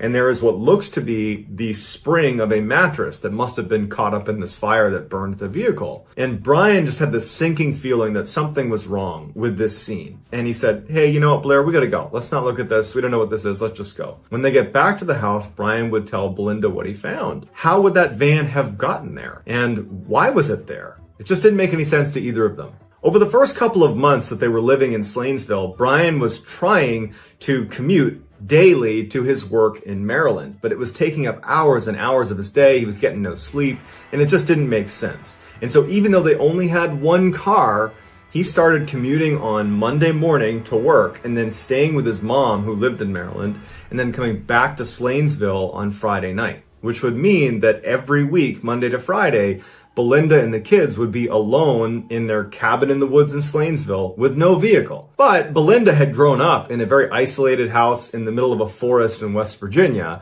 so she wasn't a stranger to this type of setup, and so really didn't have any issues with this lifestyle that they had in Slanesville. Blair had been asking ever since they moved in if she could go camping one night out in their RV. They had a little RV camper that was parked right outside their property, and she wanted to spend a night out there by herself. And so one week when Brian was away for work, Belinda finally caved and said, okay, Blair, you can stay in the camper tonight. She wasn't thrilled about this idea, but she felt like the kids had a little bit of cabin fever going on because they were so cooped up in this house, and she figured this is an easy way to make Blair feel a little bit happier living here.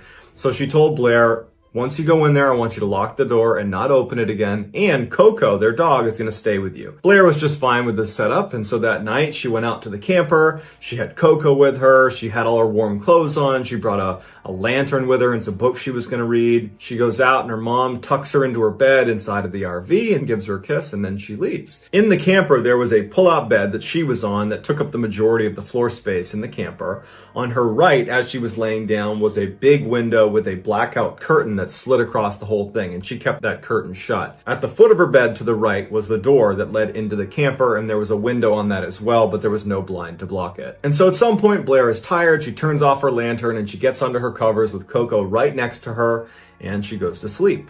At some point in the night, Blair wakes up suddenly because Coco is acting really strange. She's very uneasy, and she's looking towards the door that leads into the camper, and she's acting like she just saw something. So Blair sits up, she's trying to calm down Coco, and she looks at the window on the door. And she can look outside, there's a little bit of moonlight outside, so she's got a little bit of illumination. And as she's looking, she sees what looks like a figure walk past the door. She can't tell if it's a person or if it's an animal or what it is, but she definitely saw something walk past the door. And Coco clearly saw it too, because Coco begins growling, and instead of just looking at the door where this figure was, Coco basically follows the figure and is now looking at the window right next to Blair. Blair thinks it's her mom, and so she tries to calm down Coco. She turns on her lantern and she goes to the front door and she peeks her head out. She doesn't see anything.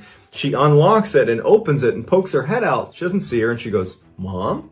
And there's no one out there. She looks up at the house, which is right next to her, and all the lights are off. There's no sign that her mom left the house. Suddenly feeling really startled, she shuts the door, locks it, and goes back in her bed. Now, the whole time that Blair had turned that lantern on and gone down to the door and yelled for her mom, Coco was still on the bed looking at the window where the blackout curtains were covering up whatever was on the other side. Now, when Blair's going back to the bed, Coco is showing her teeth. She's baring her teeth and she's growling at the window. Blair's totally spooked. She jumps into her bed, throws the covers over her head, and she's sitting there hoping that Coco will just stop and that this will all end and she can go to sleep, but Coco doesn't stop. And she's like reaching out and trying to pull Coco to get under the covers with her, but Coco won't stop. Blair decides she has to take a look out that window, and she thinks maybe it is my mom. Maybe I just missed her before and she's trying to come in. Maybe she was knocking and I didn't hear her. And so she takes her covers off her head, gets right up next to the side of the wall. She's underneath the window, which is right next to her. And she starts pulling aside that curtain. And as soon as she's got a view out the window, she sees a dark figure that looks like a man or something standing right outside the glass, looking down into her camper. She's so scared. She drops the curtain and then just gets under her covers. Coco goes right on top of Blair and is standing over Blair, basically protecting her. And at some point, Blair does manage to fall asleep. Meanwhile, on the same night, there was some other drama happening up at the main house. Belinda had put Blair's younger brother, Sean, to bed almost immediately after she tucked in Blair inside of the camper. Sean was 3 years old and he was a great sleeper. She could put him in his bed, say goodnight to him, and she wouldn't see him until the next morning. But that night, Belinda was laying in bed, and Sean multiple times would get out of his bed and come into her bedroom and say he was scared and didn't want to be in his room. Belinda would get up, she'd go back, she'd tuck him back in and say, "You got nothing to worry about, it's just a new house, you're fine, you're safe." But on the third or fourth time that this happened, because it was so out of character, she asked Sean, "What's going on? What are you so scared of?" And he says, "There's a monster in my window." Belinda assumes what he means is maybe a deer was outside or some other animal might have walked by the window, because in virtue of being a single-story house, all of the bedroom windows are at ground level. And so she goes to the window and she looks out, and it's just forest, deep, dark forest, everywhere you look.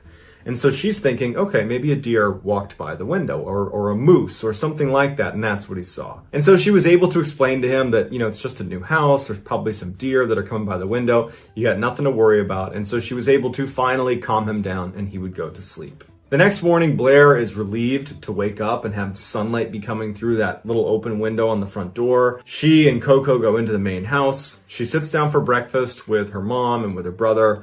And Belinda asks her, how was camping? And Blair, who was normally a very chatty child, was very quiet about it. And her mom said, well, did you have a good time? Like, you gonna tell me anything about it? And Blair just said, I don't think I want to go camping again. And she didn't elaborate. She just didn't want to talk about it. And so Belinda didn't ask any more questions, and that was that. That day goes by without incident. And then that night, Belinda gets Sean and Blair to bed in their normal rooms.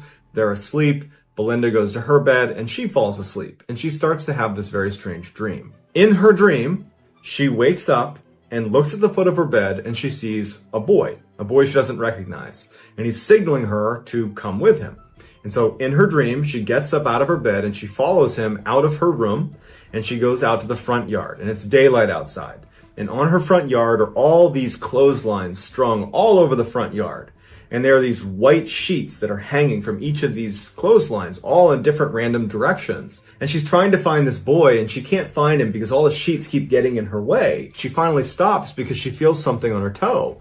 And she looks down, she's barefoot, and on her right big toe is a clothespin that had been pinched onto her toe. And so she reaches down and pulls it off, and that's when she wakes up. And now she's awake in real life. And so she sits up and she's kind of looking around, and she's in that immediate fog following a really vivid dream. And then she realizes that was just a dream, gets back in bed, and she goes to sleep. The next day she gets up, she gets out of her bed, and she begins pulling her blankets up to make her bed. As she's walking around the foot of the bed, she stops because she sees something on the ground. A clothespin. They don't own any clothespins. And so she's sitting there looking at it thinking, how could that have gotten there? What was that dream about? Was I awake? Was I doing something in my sleep? Was I sleepwalking? She can't make sense of it, but it totally freaked her out. That day, Belinda told her sister about this dream with the clothespin and then finding it at the foot of the bed. And her sister's like, look, you probably just need a break. You're alone with the kids all the time. You're isolated. Let me come over. I'll watch the kids and you can just go for a walk and do whatever. Just clear your mind. And so Belinda's sister comes over, takes the kids, and Belinda decides that what she's going to do is go explore the woods behind their house. She walks a little ways behind their property and she sees something that really stands out to her. It was a little cemetery, and it was on their property, or at least close to their property. She goes over to it and sees there are 4 small headstones. There's no writing on them, but the size of the headstone themselves, it seemed to indicate that these could have been children. And so she was very unsettled by it and decided that, you know what, I'm done with my walk and I'm just going to go back now. A couple of days later, Blair was sleeping in her room when she woke up suddenly for no apparent reason. She sat up, she kind of looked around, and she noticed that the curtains that normally would cover up her window that overlooked her bed were open. And she felt really uneasy by this, especially after that incident in the RV. She liked having those curtains closed. So she gets up to go over and shut this curtain, and she looks out the window, and she sees standing in front of the tree line is a dark silhouette of a figure. It looks like a man or some person. And she freezes, and she's looking at it, and she can tell that it's moving towards her. And she's looking even closer, and then she can tell it's now running at her. She shuts it, jumps into her bed, and covers herself up. As she's laying there under her covers, not knowing what to do, she hears Coco barking from her mom's room. Belinda wakes up to Coco barking and looks at what she's looking at, and it's the window. So Belinda gets up, she looks out the window, she doesn't see anything, and tells Coco to calm down. She figured, okay, maybe she saw a deer or something. And then just to be a good mom, she checks on her kids. She goes to Sean's room. Sean didn't wake up from the barking. He's asleep in his bed. But when Belinda goes into Blair's room, Blair is hiding under her covers and she's scared of something. And she asks Blair, honey, what's wrong? And Blair finally says that she saw something. She thought it was a person. She didn't know what, but it was running towards the house. And so Belinda's thinking to herself, she just saw an animal. Because that's probably what Sean saw when he thought he saw a monster outside. And I'm sure that's what Coco saw. You know, Coco's going to react to an animal. There's probably some deer that's coming right up to the window and it's scaring my kids, it's scaring my dog. And so Belinda tells Blair, you got nothing to worry about, honey. Go back to sleep. Everything's going to be fine. She calms her down. She puts her to sleep. She double checks on Sean. Sean's still sleeping. And Belinda and Coco go back into Belinda's room and they get in bed and Belinda goes back to sleep. At some point in the night, Belinda's laying with her back to the door and she feels someone tapping on the back of her head. And she's assuming at this point it's got to be Sean or even Blair who've come in there because they're scared again. And reflexively, without even opening her eyes, she says, honey, there's nothing outside. You get nothing to be scared of. Go back to sleep. There's a silence. And then she feels tapping on her head again. Now she opens her eyes and she rolls over to tell one of her 2 kids that everything's fine, but there's no one there. It startles her because not only is there no one there, but Coco is now on the bed growling in the direction of wherever this tapping was coming from. Immediately, Belinda flips on the light and she's looking around her room and there's nothing. Gets up and she goes into her kids' rooms. They are fast asleep. Just to be sure, she walks around the house, makes sure everything is locked.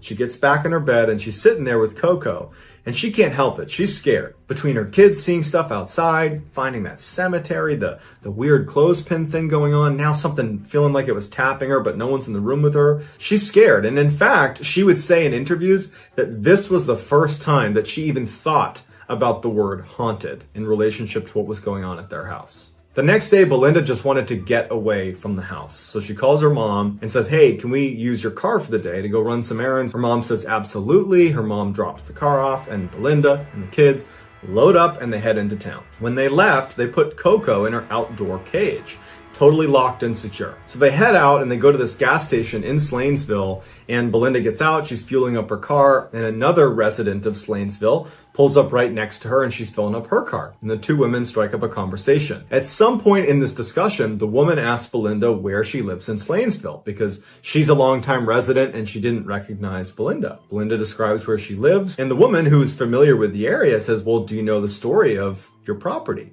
And Belinda's like, no. She's like, well, years and years ago, there was a really bad fire. I think it was right near your property that a whole family died in. And Belinda says, you know what? I actually found a small cemetery a little ways back on our property, but that's what it is. As Belinda is driving away and she's thinking about this story she's been told, she has this sense of relief that now she has some closure on why there's that cemetery on her property. And she couldn't help but think, if her house is haunted, which she had only recently considered, maybe it's not such a bad thing to have it be this family that's doing the haunting. It didn't feel evil, it just felt kind of sad, and she was empathetic for this lost family. When they got back from running those errands, Coco was gone.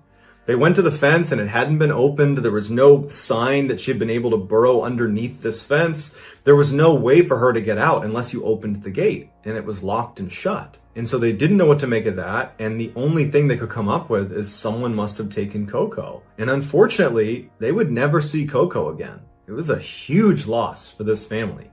Coco was not only a dog they loved and considered part of their family, but she was also their protection, and it was a very big deal that she was gone. A couple of days go by and Brian's home from work and everyone in the house is asleep except for Belinda. Belinda was up watching TV, and at some point she turns off the TV and she also goes to bed. She starts having the same dream she had when she felt that clothespin on her toe. In her dream, she wakes up and at the foot of her bed is this boy, the same boy that she had followed outside that she could never find in the sheets. And so she gets up and she starts following this boy. He brings her out to the front of the house, out onto the front yard. And again, the whole front yard is covered in these white sheets that are strung up along clotheslines. And as she's making her way across the front yard, pulling sheets aside, she finally reaches a clearing and she sees this boy who looks like about the same age as her son, Sean. And this boy looks terrified and she's looking at him and the boy is kind of looking to his left. And then from behind one of the sheets next to the boy walks this dark figure that stands right next to him and looks up at her. And it's an expressionless, dark figure. It almost looks like a man. And it starts walking up the lane of sheets towards her. She falls over backwards and she wakes up. And when she wakes up in real life, she hears screaming coming from her own son's room. She and Brian jump up out of bed and run into Sean's room. He's laying on the ground with his arm cocked to the side. It's clearly been broken.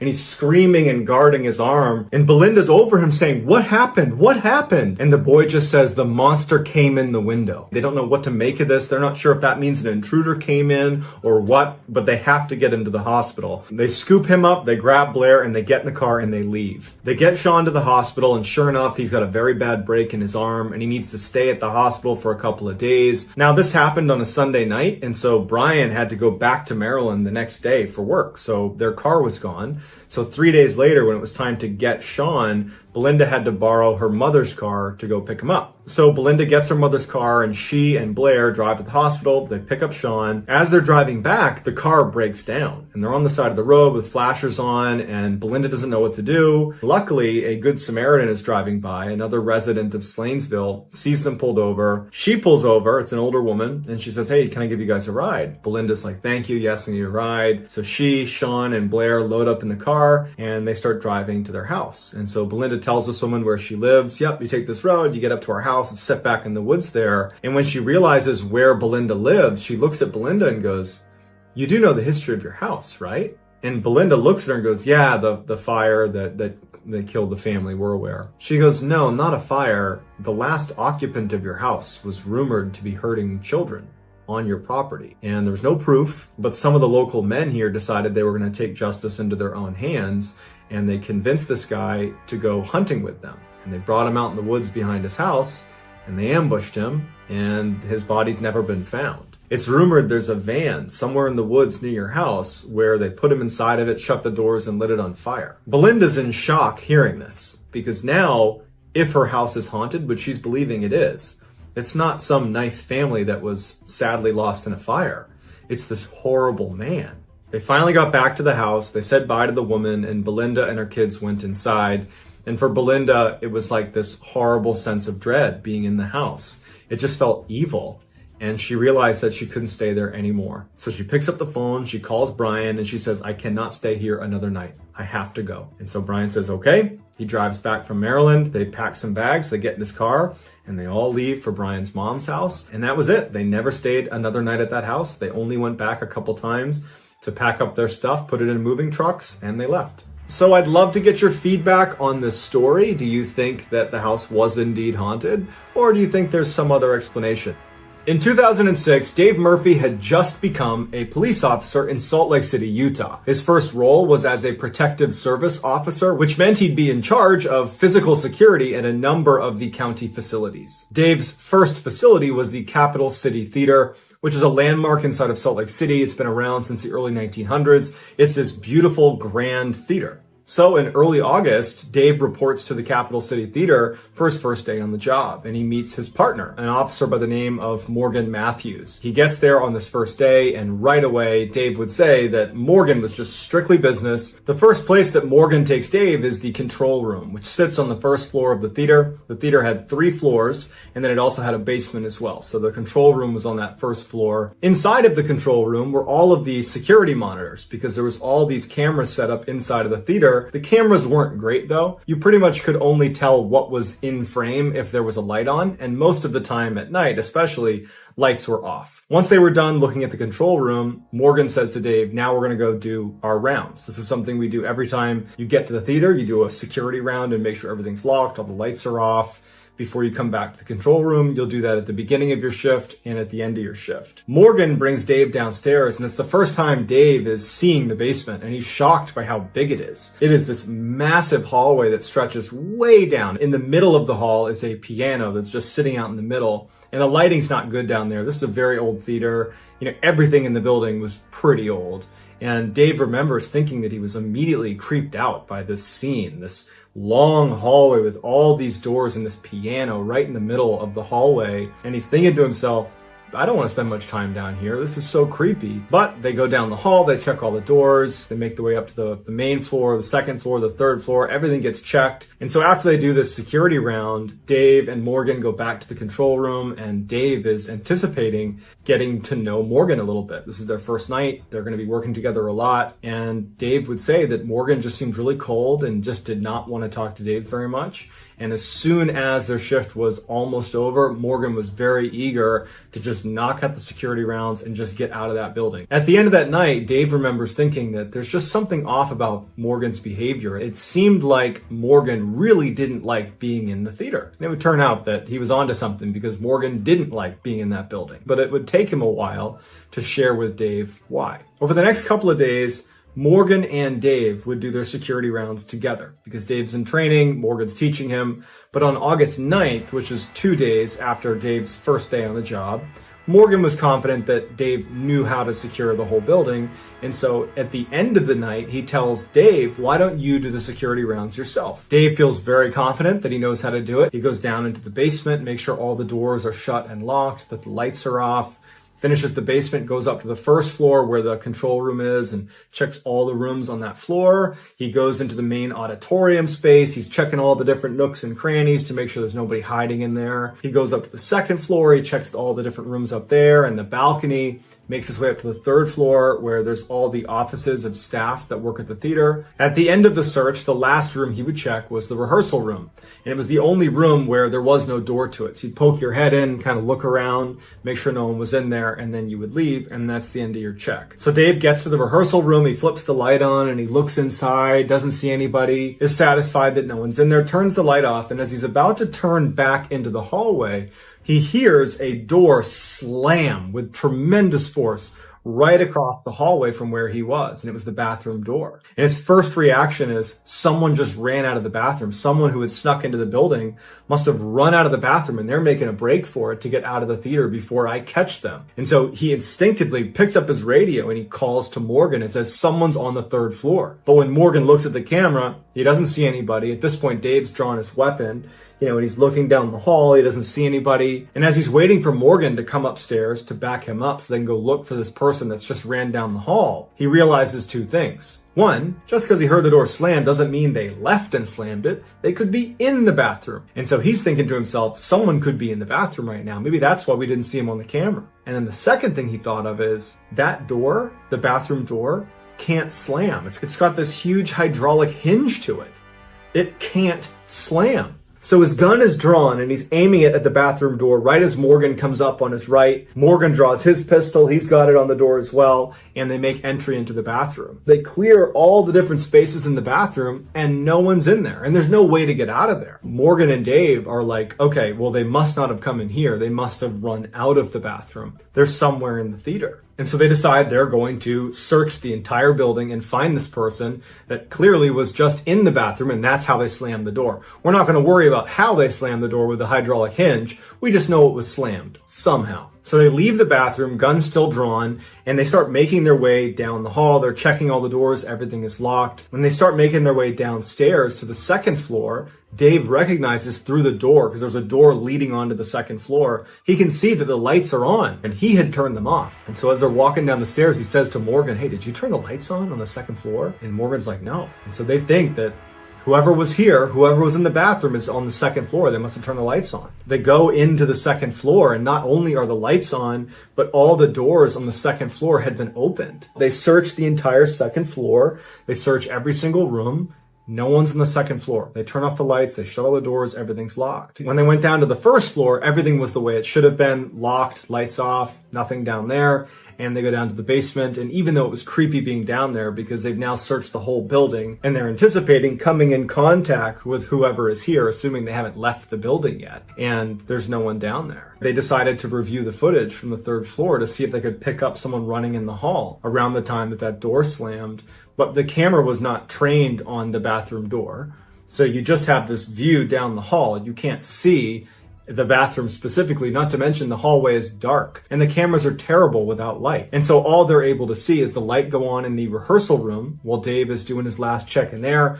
The lights turn off because Dave's about to turn around. And then after that, you just hear this massive slam of this door, but you can't see what happened. So they don't know what to make of it. They're both very much on edge that someone might still be in the building. And so they do another sweep of the building and no one's there. And so they decide to just chalk it up and say, "We were hearing things and seeing things. I'm sure it's fine. Let's just get out of here." And they leave. A couple of days later, on August 11th, Morgan is working alone. Dave wasn't coming in that day, so Morgan's alone in the theater doing a shift. And at some point in the night, as he's sitting in the control room, he thinks he hears whispering in the hall right behind him. And so after the experience he had with Dave a couple nights ago, he's on edge. So he draws his pistol right away. And so he goes out into the hallway, and immediately when he steps into the hall, the whispering seems to go farther and farther away from him down the hall. So he gets out there, he's looking around, he can't see anything. He makes his way down the hallway towards the stairs that go down into the basement, or if he wanted to go up to the second floor. And when he gets to the top of the stairwell, he's, gun drawn, looking down, looking up. He hears what sounds like coughing coming from the basement. And at this point, Morgan said that he was actually pretty scared. I mean, imagine being alone in this theater. Just a couple of days earlier, you've had this weird experience with slamming doors and doors being opened and lights going on that somebody else, another police officer, witnessed with you. You're alone in this theater and you're hearing coughing coming from the basement after hearing voices behind you. That's pretty terrifying. So he very slowly starts going down the stairwell. He's getting ready to clear the corner, and just as he does, the coughing stops. He turns the lights on and he looks down the hall and there's nothing there. He starts making his way down the hall. He's checking every door, making sure it's locked, making sure that everything is secure. And he gets all the way down the hall. And as he's almost done checking the basement, he smells smoke and it's coming from a door right next to him. And so he unlocks that door and he goes in and there's no fire, but all he can smell is smoke. So he turns the light on. He's looking around. There's no fire. He's convinced that somewhere down in the basement there's a fire. He goes to every single room and he keeps checking and there's nothing. And then at some point, the smoke smell dissipates. He checks every space in the theater to look for a fire and there's no fire. He's wondering if he should call the fire department, but he's thinking, what would I tell them? There's no fire. And so he ultimately, after checking 3-4 times and being very confident there wasn't a fire, he just says, okay, no fire. I guess I was just smelling things. A few weeks later, on September 4th, Dave has just arrived at the theater. He's there a little bit early. Their shift started at 5 p.m. He was there at about 4:30. And when he walked into the building, he sees that there are 3 staff members sitting at the front desk talking to each other. And as he walks past, one of them is talking about ghosts inside of the theater. And it immediately piques his interest. And so he walked over to the guy talking about ghosts and he introduced himself. And it turned out that this guy was a man named Blair Fuller, who was a senior accountant at the theater. And so Dave asked Blair, what are you talking about with ghosts in the theater? Because I provide physical security here and I've seen some strange things here. I'd just love to hear what you have to say about it. So they head up to the 3rd floor where Blair's office was and they sit down and Blair says, okay, I got a doozy for you. This happened to me a couple years ago. I was actually in this office. It was about 9-10 o'clock at night. I was doing some work and I heard the elevator kick on. Now, the elevator was right outside of his office, and anytime it was on, the engine was really loud. It was really obvious if the elevator was moving around. And so he's doing his accounting work and he hears that engine kick on. He doesn't think much of it, but then it clicks that he's the only one in the building. And so he kind of looks out the glass window of his office. He had a closed door office with 2 windows looking out into the foyer where there's this elevator. And he looks out and he can see that the little lights above the elevator showing what floor it's on have lit up and it's going up. So the elevator was in the basement and now it's in the first floor, the second floor, third floor. The door's open and there's no one there. And at this point, Blair says that he wasn't concerned. He figured, okay, maybe there's some maintenance, maybe it's scheduled to do that, who knows? But after a little while, the alarm goes off in the elevator to signify that something is obstructing the door from shutting. And he's looking out the window and he hears this alarm, this like ringing sound going off, but the door isn't shutting. And he's like, there's nothing obstructing the door. Why isn't it shutting? And so he leaves his office and he kind of walks over to the elevator and he walks into the elevator. And he said immediately he felt this massive drop in temperature inside of the elevator. And as he's standing there, he turns around. Now he's looking back towards his office inside of the elevator. The doors start to shut.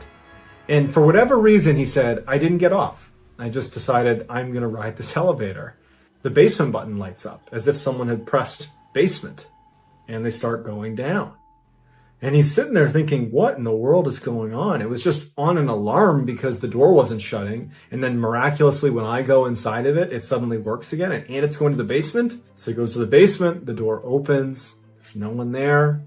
He steps out and Blair says that it took all of his courage to yell out, hey, is anyone down here? And as soon as he did and he didn't hear a response, he said he didn't want to make any more sound. The elevator sat in the middle of the hall in the basement. It's that huge hall with that piano sitting right in the middle. The lights are off. And he pokes his head down one way. There's nothing down there. He sees the piano barely from the light of the elevator. And he looks down the other way. There's no one there. And at this point, he's just so spooked. He just gets back in the elevator and he hits floor 3, floor 3, floor 3. And he's hitting like door closed, door closed, door closed. The door closes and he goes back up to his office. He goes into his office and he shuts the door and he sits down and he's thinking like, what was that? Why did that just happen? I got to find out if they're running maintenance or something. And as he's sitting in his chair thinking about this strange experience, he hears what sounds like banging sounds coming from outside of his office in that foyer near the elevator. He just goes to his door and he opens it up and he pokes his head into the foyer and he looks to the side and there's this big filing cabinet and all of the cabinets are out. They've all been pulled out. He certainly didn't do this. And it was as if someone was one by one pushing each of them shut, these big heavy cabinets. And he's watching us one by one. These things are slamming shut. One by one until the whole thing is shut. And so he goes over and he's like trying to disprove what he just saw, that he can open up a drawer and that it will shut on its own.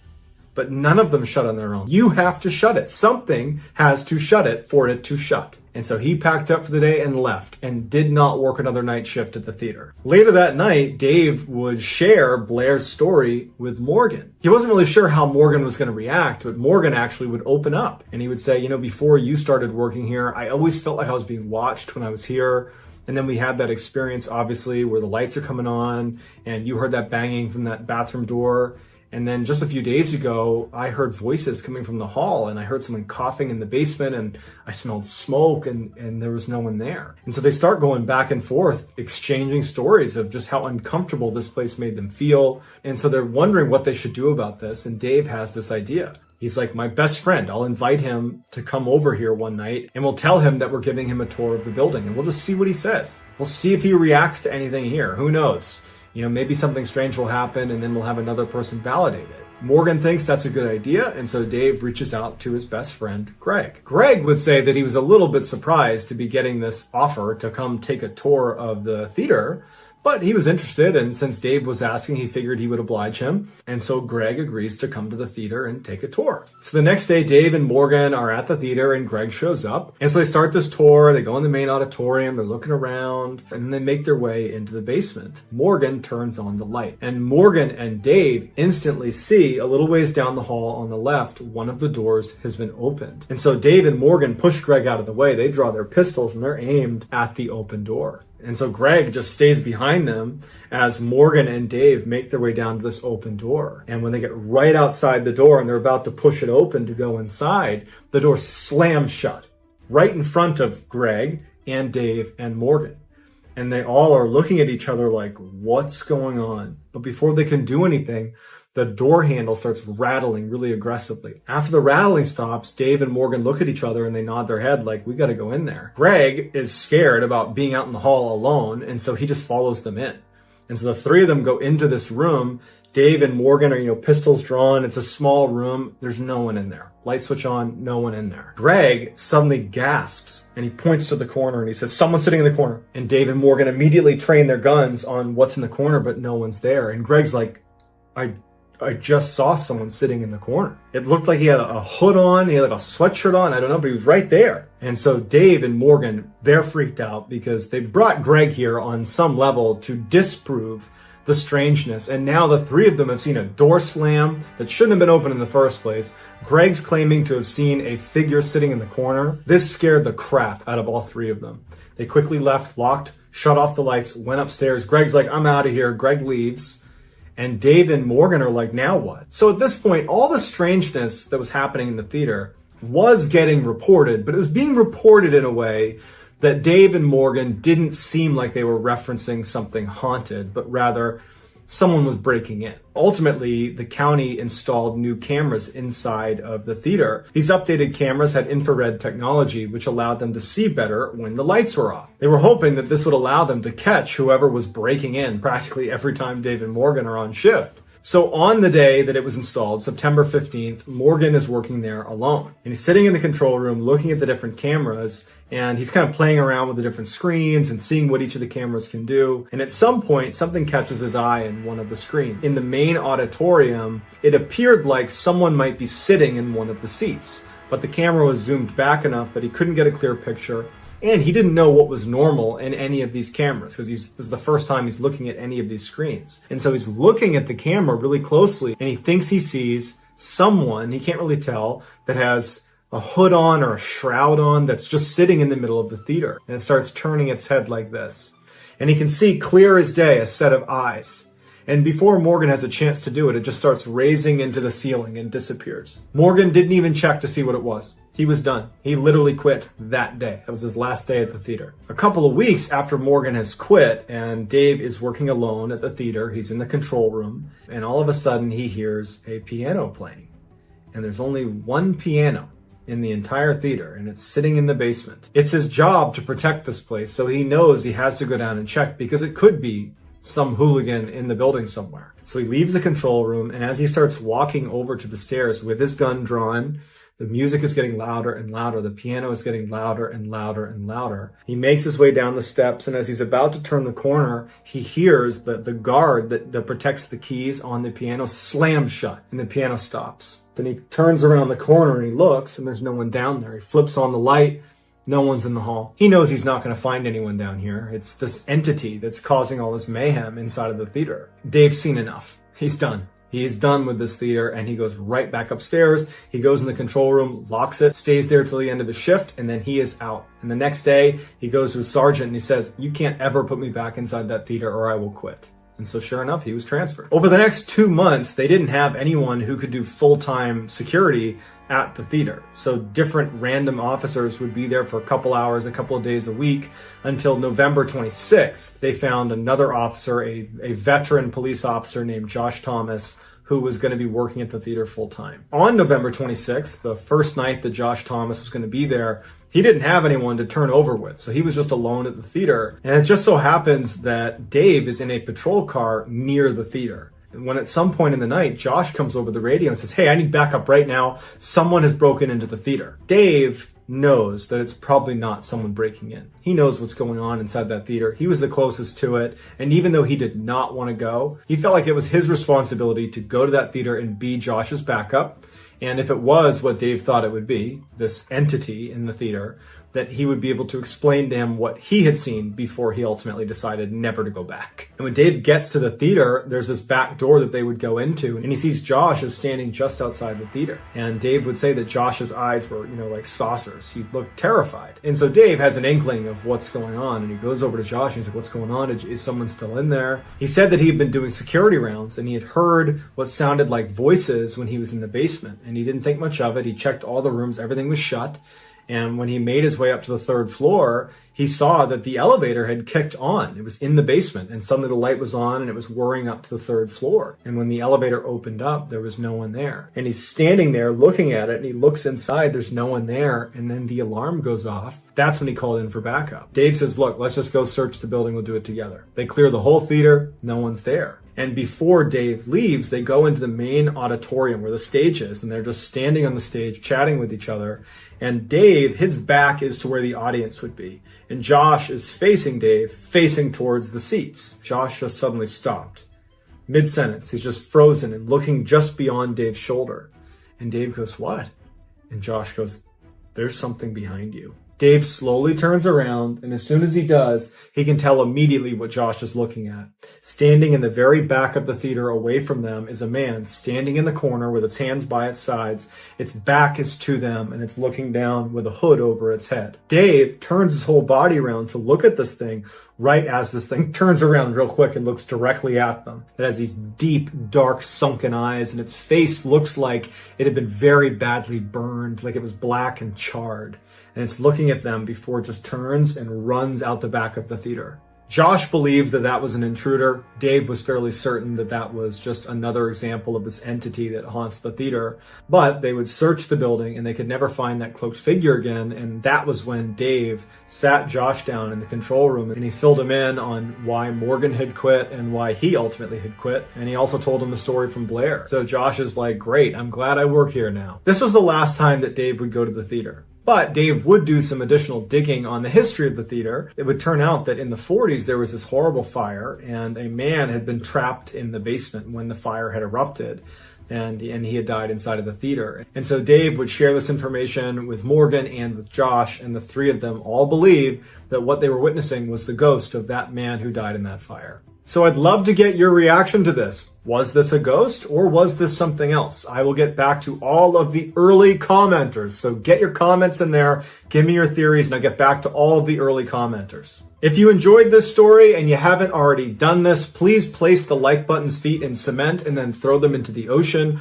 Also subscribe to this channel and turn on all notifications so you don't miss any of my weekly 3, 4, even 5 video uploads. If you have a story suggestion for this channel, it can be your personal story or just a suggested story, please submit it on our subreddit. It's just called MrBallen. It's linked in the description below. I read that subreddit every day, so I promise I will get to your submission if you put it on there. And a 1979 New York Times article described her story as being, quote, one of the Western world's most intriguing and convincing cases of reincarnation. I myself am not a huge believer in reincarnation, mostly because any of the stories I've heard, there's no modern day corroboration of fact. But in Dorothy Eady's case, or as she became known, Setti's case, she has a number of things that line up with her story, with her lifelong story, that she in fact was from ancient Egypt and was actually a priestess in ancient Egypt times. And some of her discoveries are pretty incredible. And frankly, Egyptologists and historians that have looked at this case have spent decades trying to prove that she was lying, but can't. She had information that she shouldn't have had. That begins to make you wonder, maybe she really was reincarnated. Before we get started, if you could please gently destroy the like button and then go ahead and hit subscribe and turn on all notifications, that would be great. I'm gonna be posting a ton of content just like this as many times a week as I can. I'm aiming for 3, if not 4, every week going forward, so please come along. The too long didn't read version of this story is you have Dorothy Eady, who as a child has a near-death experience. When she kind of comes back, she believes that she is no longer home, that her home is somewhere else. She starts having dreams about this place. She describes this garden and this big building, and then eventually she discovers that what she's describing is a place in ancient Egypt. And she ends up becoming obsessed with ancient Egypt and then begins providing information and helping with archaeological digs that leads to numerous incredible discoveries, all from memories that she claims to have had from her previous life. Even if you don't believe in reincarnation and this whole story seems like totally made up, just listen to how the story flows and then try to make sense of how in the world she had the information she had that led to distinct discoveries that nobody else had made. That they found this stuff as a result of Dorothy Eady's information. How do we reconcile that? It's not impossible, but no one's been able to do it yet. So let's see what you think. Dorothy Eady was born into a lower middle-class family in London in 1904. She was an only child, and she was absolutely adored by her parents. Now, unfortunately, when she was 3 years old, she fell down a flight of stairs in her home and was unconscious. They called the doctor, and the doctor shows up and says she's actually dead. As the parents are talking to the doctor, after about an hour, Dorothy gets up and goes into her bedroom and is like playing on her bed. And the parents come in with the doctor and they can't make any sense of it. And in fact, the parents were furious at the doctor for pronouncing her dead, because they're like, obviously she wasn't. If she's just fine now, like, who are you? What kind of doctor are you? The doctor swears she was dead. Shortly after the accident, Dorothy develops a strange accent that they can't quite place. And doctors and specialists believe that she's suffering from something called foreign accent syndrome, which is fairly common amongst people with significant head injuries. Basically, it alters your speech, and to people that don't know any better, they might think that you just have a strange foreign accent. Dorothy also started telling her parents about this recurring dream she had, where she'd be near this huge building with these big pillars, and she'd be in this beautiful garden. She loved this garden. She talked about the beautiful flowers and her friends that were there, and it was just this unbelievable place. It was like this oasis next to this building. But she didn't know where it was, and she's 3-4 years old, so she's not able to articulate much what this is, but she was just in love with this garden and this location in her dreams, and she talked about it endlessly. Dorothy's mother would find her daughter on her bed either before she went to sleep or when she woke up, crying, because Dorothy longed to actually be in this place in her dreams, which she started calling home. Now, Dorothy's mother would say, but Dorothy, you're home now. And she would say, no, I'm not home. My home is in that garden. It's near that building. And no matter how Dorothy's mother tried to kind of convince her that, no, honey, you live here now. You live here. You've never lived anywhere else. Dorothy was unbelievably convinced that what she was seeing in her dreams was her actual home. It was around this time that Dorothy's parents brought Dorothy to a British museum where they had a big ancient Egyptian exhibit set up. And when they went into the museum, Dorothy sees this exhibit and she's immediately attracted to it. And as she gets closer, she starts seeing the statues of the pharaohs and pictures of the pyramids, and she sprints into the exhibit, runs away from her parents, and she's running to the different statues of the pharaohs and of the Sphinx and all of these different icons from ancient Egypt, and she's kissing their feet and she's sobbing hysterically, and she's yelling, I'm home, I'm with my people. This little tiny kid is having this revelation that she's found home, and she refused to leave the museum. Finally, her parents, get her to calm down. They're pretty embarrassed as people are like looking at them like, what's going on with your child? She finally leaves with her parents, but at this point, now Dorothy has attached that place in her dreams that she longs to go with the beautiful garden. She's attached it to Egypt, to ancient Egypt. And so she becomes completely obsessed with ancient Egypt. Her obsession with ancient Egypt started to get her in trouble. When she'd go to Sunday school, her family is a very, very devout Catholic family. She would compare Catholicism to other ancient Egyptian religions. That got her in a lot of trouble, and in fact, they said, you can't come to Sunday school anymore. Then she got expelled from her Catholic school because she refused to sing a number of the hymns that in some way disparaged ancient Egyptians. She was also told that she could no longer attend Sunday Mass for the same reasons. She was basically not welcome anymore. At 6 years old, Dorothy, who knew how to write and read in English, started to take a keen interest in hieroglyphics, the Egyptian hieroglyphics, and she said that they were definitely familiar to her, but she had forgotten how to read it. When she was 7, she was looking through a textbook and she saw a picture of the Temple of Seti I, which is in Abydos, Egypt. And as soon as she saw the picture, it was a big picture of the temple, and then next to it kind of like the broken remains of what looks like maybe a garden of some kind. And she immediately said, that is my home. That's where I'm from, right there. Temple of Seti I in Abydos, Egypt. That's my home. And as she's looking at the picture and she's looking at those kind of tattered, broken remains, I mean, this is thousands of years old.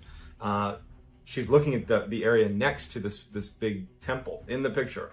And she's like, that's the garden, but where are the trees? Where is everything? Why does it look like this? Like, she didn't understand that was thousands of years ago that it was a garden, but she saw the picture and immediately knew it as her home. Also in the textbook was the picture of the pharaoh, Seti I, who the temple was named after. And when she saw the picture of the very well-preserved mummy, she was overcome because she claimed to have known him personally. At age 10, Edie was kind of discovered by world-renowned Egyptologist E.A. Wallace Budge, who offered to teach her how to read and write hieroglyphics, which she picked up almost instantly. Starting at 14, in addition to that recurring dream of the Temple of Seti and the garden right next to the Temple of Seti that she claimed was her home, she started having a recurring nightmare where she, in her former life, was in this subterranean enclosure and she was being questioned by a high priestess who was demanding that she answered her questions, and when she refused, she was beaten. At 27 years old, Edie meets an Egyptian man and falls in love with him, but also, I'm sure on some level, she was marrying him to secure Egyptian residency, because as soon as they got married, they moved right back to Egypt, where she could be a resident. And actually, when they landed in Egypt, the first thing she did, she's overcome with emotion when she lands, and she starts kissing the ground and crying and saying, I'm home, I'm home. Dorothy and her Egyptian husband have a son, and they name him Seti, just like the pharaoh Seti. Once Edie moved to Egypt, she started, by her account, getting visits from an entity known as Hor-Ra. Now, Hor-Ra, she claimed, was the spirit of the pharaoh Seti I. She would get into these almost trance-like states at night over that first year she was in Egypt. It was like she'd be sleeping, but then she would get up and be in this trance. And she would start frantically writing in hieroglyphics in the middle of the night. And her husband would wake up and he would see her doing this. And she was like, he couldn't stop her. He couldn't communicate with her. She was just in a trance, recording what she was claiming Hor-Ra was telling her, was dictating to her that she needed to write down. And it was, in fact, about who she used to be. She used to be, according to Hor-Ra, a woman by the name of Ben Trishit, who lived 3,000 years earlier in the time of Pharaoh Seti I, and who lived in the Temple of Seti in and around that garden. So after a year of her going into these trances and writing in hieroglyphics, she had over 70 pages of transcript of what she claims was her story, and it goes like this. Before being born as Dorothy Edie, she was an Egyptian woman named Ben Trishit. Her father was a soldier, and her mother was a vegetable seller who actually died when she was just 3 years old. Unable to care for her, Ben Trishit's father placed her in the temple of Qam el-Sultan. She was then raised at the temple where she later became a priestess. When she was 12 years old, Ben Trishit was given two choices: either venture out into the world on her own or become a consecrated virgin and stay at the temple. Ben Trishit decided to take the vows. But a few years later, she meets Pharaoh Seti I, and they end up falling in love, and soon she becomes pregnant. When she is discovered to be pregnant, she was interrogated by the high priest and beaten when she refused to answer, a scene that corresponded to her childhood nightmare. Unwilling to put her beloved Seti through a public scandal, Ben Trishit took her own life. Edie's husband grew increasingly disturbed watching his wife go into these trances and write out the hieroglyphics. I mean, she's amassing all these pages of hieroglyphics. Her whole thing was just too much for him, and so he ultimately filed for divorce in 1936. Following the divorce, Dorothy and her young son leave and go live in another town near the Giza pyramids, and she starts going by the name Seti, which means Mother of Seti. So she doesn't go by Dorothy Edie anymore. And at this point, she also takes a job with Egypt's Department of Antiquities, and she begins a very lengthy and highly successful career in Egyptology. For nearly 20 years, Seti would research almost exclusively the temple of Seti I and learn everything about not only the temple, but the people who lived there, because it was where she believed she used to live. But it wouldn't be until 1952, when she's almost in her 50s, that she finally actually steps foot in Abydos. And it was because of a job transfer that put her there. And in fact, she took a pay cut to get this job. She was so desperate to just finally step foot in the place that she believed was her old home. As soon as she walked into the temple, the first thing she says is, "It's as if I've lived here before." And she quickly sets up an office in one of the temple rooms and spends almost all of her time there. And she even befriends a cobra and feeds the cobra daily, and just has this cobra friend that just hangs out with her, which no one could make any sense of. Lots of rumors swirled around whether this woman was sane, but because her contributions to Egyptology were so pronounced and so useful, that she was very highly regarded. But of all of her accomplishments, of all of the things that she did, the thing that she is most known for is when she was able, as soon as she got to the temple of Seti I, identify exactly where the garden was. For Seti, she'd been having dreams of this garden her whole life. And so she very quickly said, "If you dig here, you're going to find this garden." And sure enough, they dug down and there was the garden. And in fact, she had described the layout of the garden, what trees were where, what types of trees were there, and it was all confirmed. And once they dug it up, she was also instrumental in identifying where to dig on the north side of the temple, where she said there was a tunnel that ran underneath. It was a secret tunnel. And sure enough, they dug down, there was the tunnel. That was something that they had never seen before. Only she knew about it. And there was no way she would have known about it without prior knowledge. In addition, she also pointed researchers to search in a specific area, in an area known as the Valley of the Kings, for a tomb, a long forgotten tomb. And sure enough, almost exactly where she described, there was in fact a tomb that had never been discovered before. As much as other Egyptologists did not want to accept Seti's claims that she had been reincarnated, and that's why she has all this knowledge, they wanted, frankly, it to be just the ramblings of a crazy person and it to just be some elaborate hoax, but they couldn't deny the fact that she had intimate knowledge of certainly everything that ever happened at the temple of Seti I in the time frame that she claimed to have been living there, 3,000 years prior. Fascinatingly, right before she died, when she was 81, she said that there was a secret underneath the temple of Seti I. There was a secret chamber, and there was a secret within that secret chamber. But no one's ever gone down there. No one knows where to begin to look. And so without Seti guiding them, it may be one of those things that we'll just never know. So without any sort of rational explanation for how she would have had all this knowledge or understanding of an ancient culture, it leaves skeptics wondering, is this potentially a real case of reincarnation, or is there a better explanation? And I'd love to hear what you think. After numerous reports that Latoya Ammons was mistreating her children, based on reports that she gave, she was telling police that demons were throwing her kids around the house. Based on those reports, Child Protective Services was sent to do a home study, to go to their house, go to Latoya Ammons' house, and make sure it was a safe, clean place for children to be living. In addition to the case manager, her name was Valerie Washington, who was going to be going over to do this home study, the Lake County Sheriff Department also sent over Lieutenant Gruszka, who would be assisting Valerie and watching the home study take place.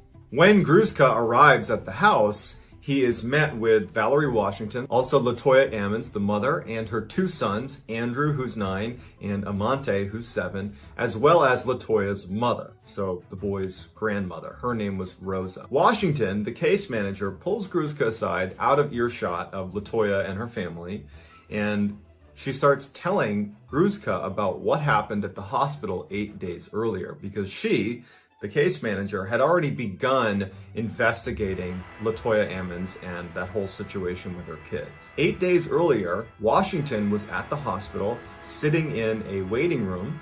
Washington was with a psychologist, and they were speaking to Rosa, who was the grandmother of these children, In the room was also Andrew, the oldest son, and Amante, the youngest son. And as they're chatting, Amante, the youngest son, stands up and walks to the middle of the waiting room. And his eyes roll back into his skull, and he begins emitting this growling sound that sounded too deep for a boy of 7 years old. The grandmother reacted to it like she had seen it before. She got right up, she marched over to him, and she took him by the hands, and she yelled, "You are not you." And she kept saying that, and the boy's eyes are still back in his head, and he's not responding to anything his grandmother's saying. As Rosa is repeating over and over again, "You are not you," Amante begins backpedaling towards the wall behind him. And Rosa holds his hands the whole time. She's holding his hands firmly. He gets to the wall, and instead of stopping, he puts his foot up against the wall. This is a 7-year-old boy, and begins walking up the wall by pressing against Rosa. And she's holding on tight, and he's pressing back at her and using that weight to walk backwards up the wall. The psychologist in Washington are just watching in disbelief. Rosa's holding on to him as he walks all the way up to where he's on his tippy toes on the wall. And then he flips forward in front of her and lands on his feet on the other side of Rosa. The psychologist and Washington literally run out of the room, and they go get a doctor, and they explain what happened. The doctor comes in, not having any clue what to make of this, and just says to the boy, "Can you do that again?" And Amante at this point, his eyes are back to normal, and he's sitting now next to Rosa, and he says, "What? I didn't do anything," and acted like he had not been walking up the walls. Now, it's not in the report how Lieutenant Gruszka responds to Washington's story about the hospital. However, the entire police report that I'm pulling all this information from is written by Lieutenant Gruszka at the end of the investigation. So this exchange between he and the case manager, Washington, about the hospital visit that he was not part of, it apparently carried weight in the entire investigation that he felt compelled to add it into the report. Even though on paper, you would think if you're doing a home study for this house, why would you incorporate something that didn't have anything to do with the house? It gives you maybe an insight into Lieutenant Gruszka, although his language remains super professional and very pragmatic, that perhaps Lieutenant Gruszka at the end of this investigation was starting to think this might be paranormal. After this story, 2 more police officers show up to the house to assist with this home study. One was Brian Miller and the other was Charles Austin. At this point, the 3 officers, Gruszka, Miller, and Austin, along with the case manager, Washington, begin walking towards the family and towards the front door of the house. LaToya says that she and her kids will not go back in the house because they had moved out very recently because of the strangeness that they claim was happening inside of the house. They felt like they were under attack by demons. And so the police, they needed someone to bring them in. And so Rosa, the grandmother, LaToya's mother, she offered to go in with them. So the house is a single-story, 3-bedroom house. You walk in and you're inside of this screened-in porch. You go into the main level. There's a few bedrooms, and then there's a stairwell that leads down into the basement. And so they go in, and Lieutenant Gruszka is in charge of taking pictures and recording audio the whole time they're in the house. They were not aware that they had already moved out. So it's a bit of an awkward home study because they're not even living there anymore.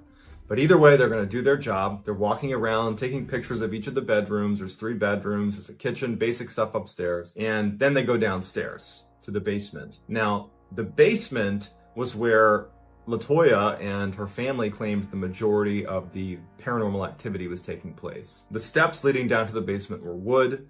They went down into the basement. The basement floor was concrete and the walls were concrete blocks. As they go down, Lieutenant Gruszka would notice that there were candles that had been placed all over the basement floor that had burned down to their wick. There was also an altar and a nativity scene that had been placed near the underside of the stairs. And so when Gruszka goes over to take pictures of the altar and the nativity scene, he recognizes that under the stairs, near where those 2 things are placed, it's all dirt. The concrete that made up the floor of the basement had been broken away, and there was jagged pieces of concrete where there should have been a continuous flow of concrete underneath the steps. It had been snapped up and broken away. It was gone. When Rosa was questioned about the strangeness of the basement with all the candles and the altar, she just said that there's a presence down here, and that's all she was able to articulate. The other officers and the case manager and Rosa, they go back upstairs, And Lieutenant Gruzka and Charles Austin, the other officer, they stay in the basement and take a few extra pictures, a couple more underneath the stairs, and just of the candles before they ultimately go upstairs as well. When Gruzka comes upstairs, Rose is waiting for him, and she's about to turn the light off leading down into the basement, and she asks him, "Did you get any pictures underneath the stairs?" And he said, yeah, I did. I stayed down there and I took some more pictures. She looks at him and she says, "Sometimes at night when we're sleeping on the main floor, we'll hear commotion in the basement. It sounds like maybe someone bumping on the underside of the stairs. And then you hear footsteps walking up the wood steps. And whatever it is stops on the other side of the door leading into the main floor, and it will stay there for hours. And we're too scared to open the door to look." Gruzka goes back to his office and he immediately uploads the pictures that he took with a focus on the ones he took in the basement. And he finds that there is a couple pictures he took under the stairs, that in the right-hand corner of the picture, just behind one of the steps, it's partially obscured, is a white mist or a white cloud. And he zooms in on it and he brings in other officers and they look at it. And if you zoom in close enough, it looks like a man's face. As they're zoomed in on this mist underneath the stairs, they can see, only because they've zoomed in, that there appears to be a faint green mist on the left side of the picture. Appears to be a woman's face. Gruzka and Austin, who were the only two in the basement at the time of these pictures taken, swear they did not see a white or green mist under the stairs when they took pictures. Gruzka, again, it doesn't say in the report how he's feeling, but you can imagine he's starting to feel a little bit uneasy about what he's witnessing. Gruzka just goes to his audio recording. And so he fast forwards to the section where he and Austin are alone in the basement taking these additional photos. And you can clearly hear on the recording Gruzka and Austin talking to each other as they're taking these pictures. And at some point, as they're taking these pictures of the basement, a third voice, not Austin, not Gruzka, say directly into the audio recorder, "Hey." The audio recorder was one that Gruzka was used to using, and it had never malfunctioned before. And he and Austin were the only ones down there. And so they couldn't explain where the third voice was coming from, and neither could any of the other officers who listened to it. On April 30th, Gruzka set up a meeting with Latoya Ammon's priest, who she was very close with. They were regular churchgoers. This priest, his name was Father Maginot, he had been at the Ammon's residence 5 days before this home visit was done, when Latoya Ammons and her family was still living in that residence. And so Gruzka went to interview him to get a sense of what it was like when they were still living there. Father Maginot said he was there because Latoya had reached out and said, "I don't know what to do because she's claiming there are demons here." And while they're sitting in the living room on the main floor, Father Maginot is telling Gruzka that the bathroom light started flickering on and off. And so it was distracting enough that ultimately Father Maginot got up and walked over to the bathroom, and as soon as he went inside, the flickering stopped. And then he'd go back down and sit down, and it would start again. Repeatedly, Father Maginot would get up when it was flickering, he would go in and it would stop, he'd come back and it would start flickering again. So while this is happening and Father Maginot is going back and forth to the bathroom trying to figure out why the light is flickering, Latoya points out that a liquid is forming on one of the window blinds in the room that they were all sitting in. There was this oily liquid substance that was just kind of trickling down the window blinds. And Father Maginot walks over and looks at it. They're all looking at it, and there's no leak in the ceiling. There's no source for this liquid, and it hadn't been there before. At least that's what Latoya Ammons and her family is saying, that that's not from us. We don't know what that is. As they're looking at this oily substance on the blinds, the cord that controls the blind itself starts swaying back and forth. And everyone's startled as they're looking at it because there's no draft in the room. The window's not open. There's no reason it should be swaying. While they're looking at this cord, Father Maginot looks down and sees this huge footprint in the carpet near where they're standing that was too big to be his, and nobody else in the house had a footprint that was that big. At this point, Father Maginot doesn't think it's safe for the family to be there and advises her to leave. And this would actually be the episode that prompts Latoya Ammons and her family to leave the house and not come back. On May 10th, Lieutenant Gruzka, a new Child Protective Services case manager, and a host of police officers go back to the Ammons residence. The Ammons residence has been unoccupied with all utilities shut off locked and sealed since the last time they were there, which was on April 27th. So it's a 2-week period that no one has been in the house. But there was a customary follow-up to this house. They had to as part of the home study. When Lieutenant Gruszka arrives at the property, outside is Father Maginot, as well as Latoya Ammons, her mother, Rosa, Latoya's 2 sons, Andrew and Amante, as well as a host of police officers. There's a canine unit that's there. Although it's not said explicitly in the report, it would appear that the reason there's all this additional police presence in a canine unit is because there's enough weirdness being reported about the house. There could be a home invasion situation happening, that somebody else is living in this house. Any number of things could be happening, but they can't write off all of the strange testimony about what's happening in the house. And so before they go in for this second home study, they have one of the dogs from the canine unit go into the property and search the property for intruders, just in case this was a home invasion or something like that. They wanted to just check the box. So they send the dog in, the dog comes out, hasn't found anything unusual. And so the police, along with Father Maginot, the case manager, and Rosa, they go back into the house. The main level looked untouched. There was nothing strange happening in the main level when they walked around. Nothing was disturbed. It looked like no one had been here in 2 weeks. So they open the door to the basement, they turn on the light, and a couple weird things happen right away. One, they notice that on the steps, on the wooden steps leading into the basement, there is an oily substance with no clear origin that goes all the way down the steps, snakes around the side, and disappears underneath the stairs. As they begin walking down the stairs, the case manager from Child Protective Services happens to touch a cabinet that had been built into the walls along the stairwell leading down into the basement. And immediately she pulls her hand back. She grabs her pinky and she reacts like something had hurt her. And they ask, "Hey, what's going on?" And she's like, "I don't know, I just touched the cabinet and my hand now hurts. My pinky hurts, it's tingling." And it apparently had turned white. We don't have any images to show that, but her pinky basically had been wounded just from touching this cabinet. And so the officers go down into the basement, they follow this oily trail that goes back under the stairs. And they're thinking to themselves, all the utilities have been turned off. There's no reason there should be any water down here. Not to mention there's no origin for this oily substance. And no one's been in the house for the past 2 weeks. So we can't even account for this by saying that one of the family members might have spilled something. And so even though it's not written into the report that they were scared or that they were considering this could be beyond rational explanation, it's clear from what happens next that everybody there was ready to explore the idea that something was happening underneath the steps. Because now the family's claimed there's been something crawling out of there and walking up the stairs at night. You have this strange oily substance coming from the underside of the stairs. You have the white and the green apparition inside of the pictures. Father Maginot suggested that if there was some sort of demonic possession happening in the house, that there's a good chance they would find things underneath the steps that were tied to the family. And so they decide they're gonna dig up the dirt underneath the steps. And so Gruszka begins digging into this dirt patch under the steps. And he makes it about 2 feet down. And he finds a press-on pink fingernail.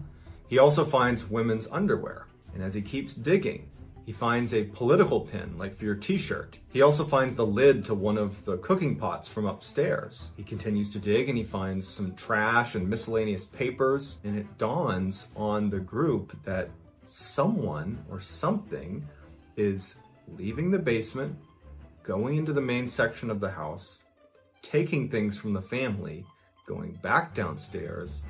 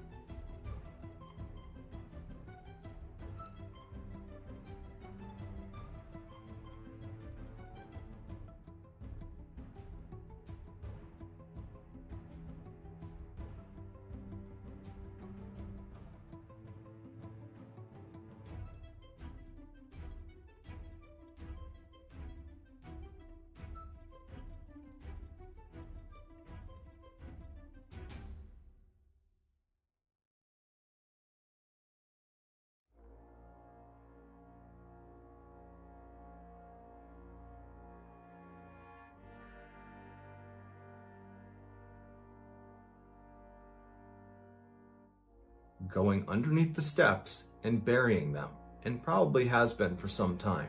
And so at some point they stopped being able to dig any farther. The soil was too hard, so they put the soil back and decide to leave the house. As they're leaving the house, Rosa is the last one to leave, and she actually says, "Hey, come over here." And she's standing in that screened-in porch, and she's looking up at the window blinds. On the window blinds in the house is that same, or it appeared to be the same, oily substance trickling down the blinds that matched the description of what Father Maginot had said he had seen when he was visiting the family before and saw liquid coming down the blinds. And so the officers reacted to this by saying, "Rosa, did you do this? Are you responsible for putting this liquid on the blinds?"